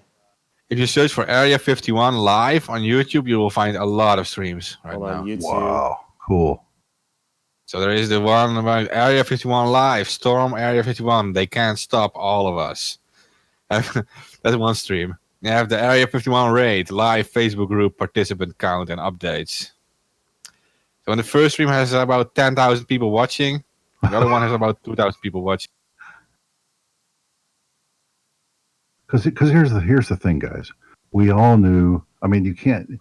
You probably could not get away with actually claiming that event without getting thrown in jail for inciting a riot. So what we had to do is, it's a joke, but really it's serious because everybody talks about. No, there are people out there right now. I'm watching them. Yeah.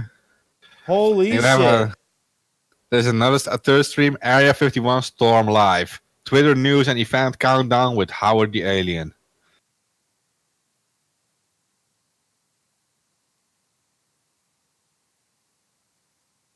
Oh, there's no audio coming out of this thing. Oh, you idiot. You have your thing set up wrong. Area There's some 51. guy Here we dancing go. around. Yeah. Storm Area 51. Group countdown updates. Area 51 meme. What? Oh my god. Oh, they're there for sure. There are people there. They're Yeah. dancing around. Here you go. Area 51 raid live. Yep, there are people there. This is Holy good, man. I'm all for it. You always talk about power to the people and numbers and all that. Well, here you go. There's also a countdown. 3 hours, 18 minutes, 5 seconds.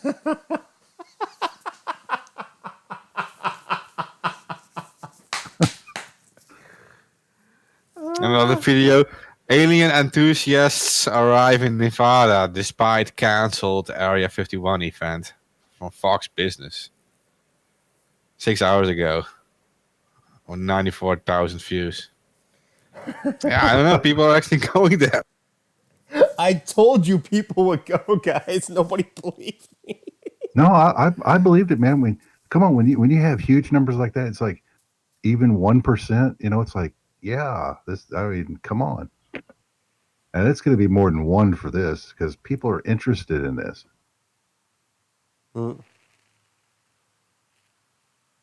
Yeah.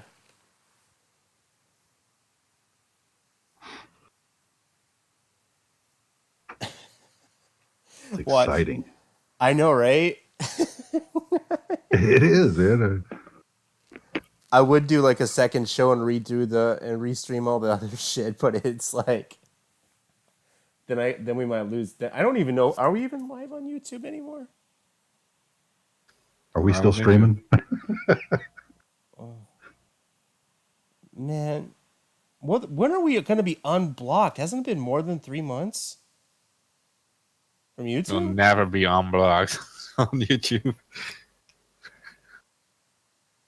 So bad. Yeah, it's like the worst cult / gang you could ever join. It's like you can join, but you can never leave. I mean, if it happened in June, July, August. Yeah, it's been way longer than 3 months. Yeah, I don't think we're ever going to get that channel back. Well, we should be unblocked already. It's true. Maybe, I don't know, maybe you can message them and see if they'll unblock us again. That was so bad. Hey, man, they're so bold now that they don't even care about, how it looks, racially, is when Twitter can shut down, pretty much shut down Latinos for Trump, man. I mean, they can get away with anything. They don't even give a shit anymore. We're just shutting you down. We're going to win this election this time. I'm going to play around. Let you people talk, all you right-wingers, disgusting. Yeah.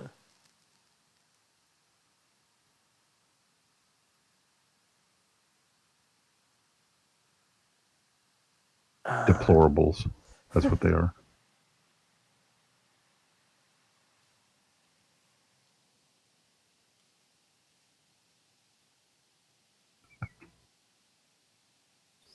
Really shocking.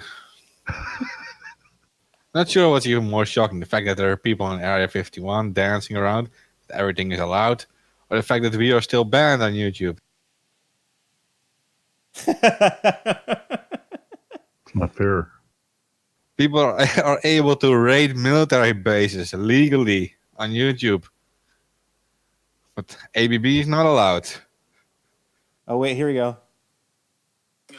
Have I told you the secret of the 5-star secret of how to stay of having the perpetual Facebook account is by pulling off so many felonies that they have to continuously keep you under an investigation. Oh shit, there is a lot of people out front of this fucking highway, dude.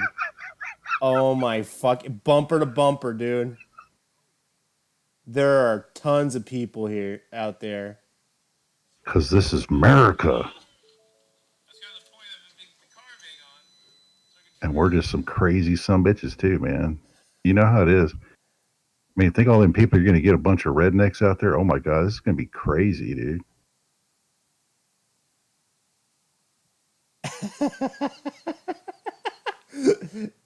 Dude, is this really gonna happen in like another hour? Do it. Well, there's these guys dressed up like Pikachu that are already like lining up to do it. Another guy dressed up like a pirate.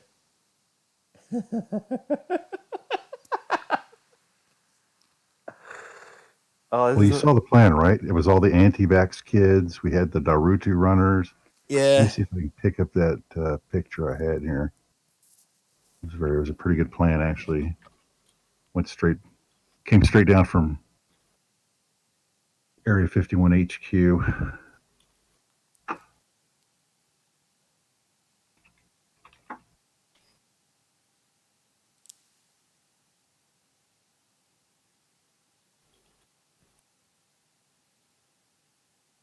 Oh, there it is. All right, I got it.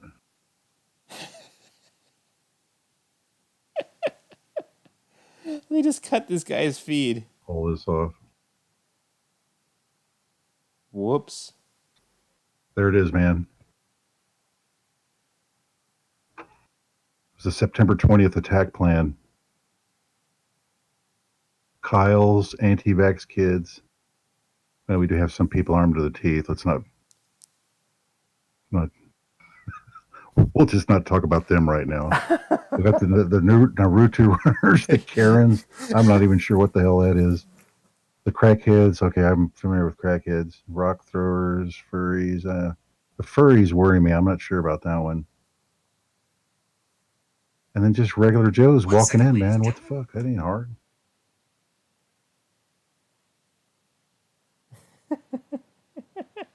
The furries are raiding Area 51 now too. Are you serious? We need about 500,000 selfies from people on Groom Lake. That's what we need. Damn.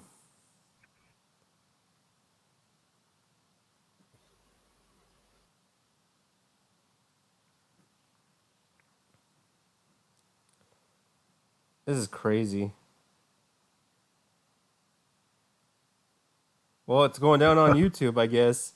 We can't stream there, but apparently people storming a military base is cool. Yeah. Amazing, really.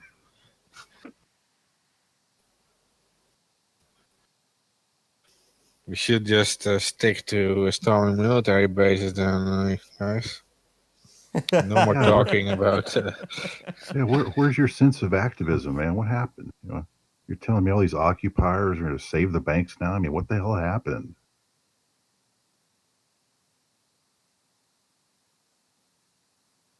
They've lost their edge, man. It's time to turn in your keys. Yeah. Yeah.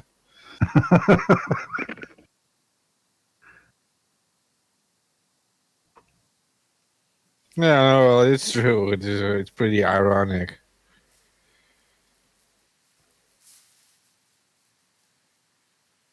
Well, hey, we had them Netherlands guys leading the way, man. That was a week ago.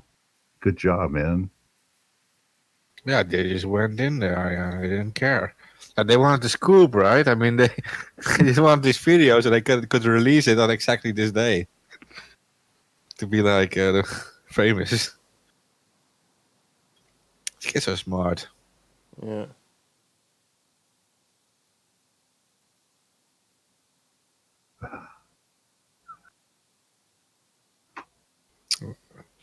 They were able to get like 3 miles in. And then they were caught. They were driving just with their car. They were just driving there over the road, like on the road. Yeah. In Area 51, yeah. And then the police or the military noticed their car and they arrested them after 3 miles of driving.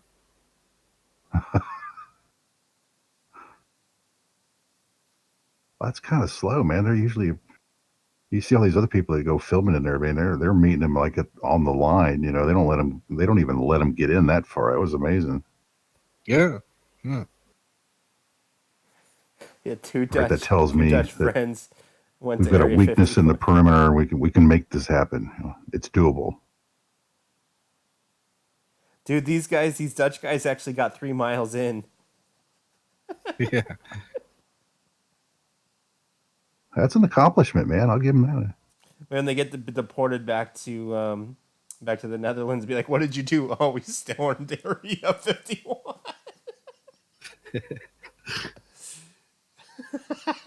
These guys are crazy. They want to be the first.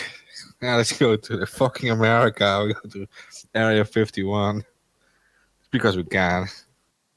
Yeah, I mean, isn't it great though? I mean, these guys. I mean, they're probably making enough. They got a big enough audience. They'll get paid to do this. They could pay for all their court fees and everything else and the trip, and still make money. Yeah. Yeah, you get like a visa, like you get like a permission to go into the US from the Netherlands in like 15 seconds without a check. So can you just enter? They whatever you time want. served 3 days county jail, and they gave him a fine for $2,200. Yeah, That's it. That's just a slap on the wrist for entering a military base. That's it. it really is, man. I mean, hell, I've seen people get more trouble with that at friggin' Standing Rock and all the rest of it, man. Like when you're really trying to do the right thing, yeah, throw you in jail.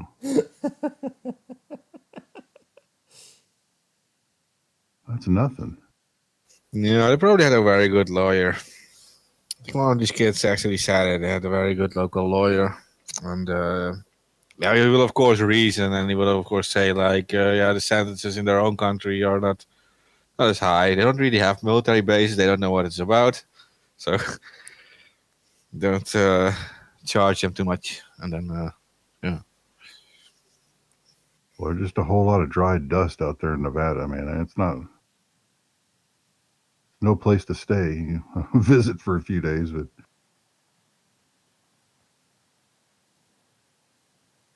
Yeah.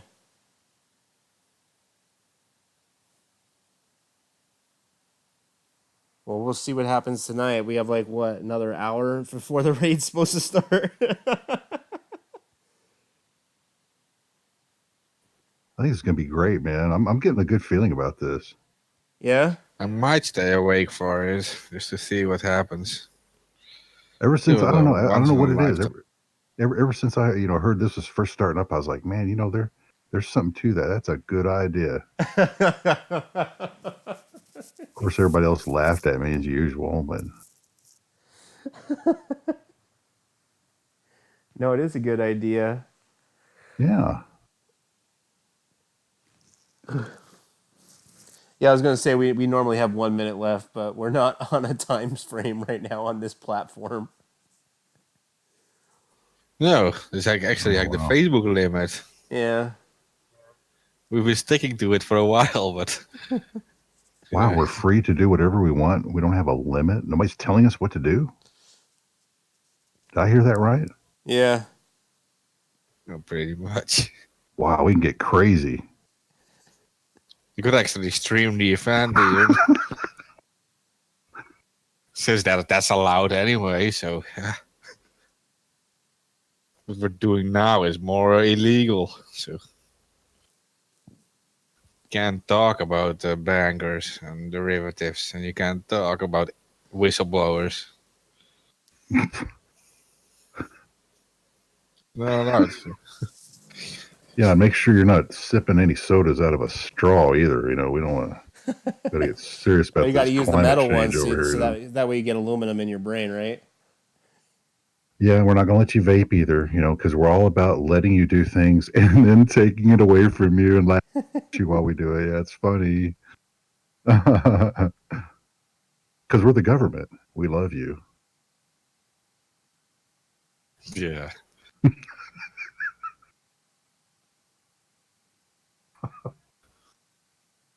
They just start treating them the same way.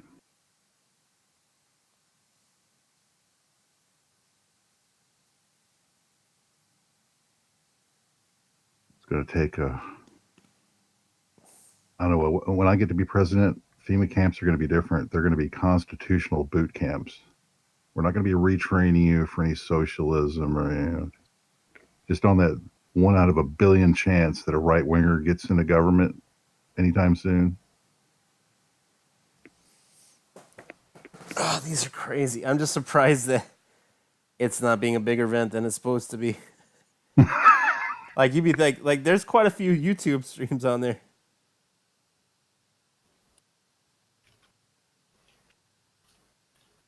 All right, guys, I gotta end the stream really quick. And go get some food. But if you guys want to keep on streaming, it's up to you guys. No, man, that's enough. 4 hours is enough. Yeah, I'm not sure if I'm going to try to stay awake to actually watch this event live. I mean, I don't know. You'll hear about it on the news. Yeah, you never know. What if you're like watching like one of these YouTube streams and you actually see them like get into like a huge fight with the U.S. military? Like, Yeah, it would be incredible. This is like public. This is like real public dissent or something. This is like anarchism. So, Sure. Well, I mean, it throws that question out there. It's like, hey, is this military really going to shoot on Americans who are trying to do a we the people civilian audit? Are you really going to do that? How many are you going to kill? all of them. You really want to go there? I mean, No, they're gonna. I don't think, yeah. I mean, at a certain point, it's like, no, you don't, because you don't want to die yourself. Because as soon as all them people get to where you are, Yeah. they help you, man. All right, so I'll end the stream right now. We'll be back next week, and we'll roll out with the credits. Thanks for listening. Spay and neuter all politicians. I hereby declare this to be sharing an is caring, unlawful guys. assembly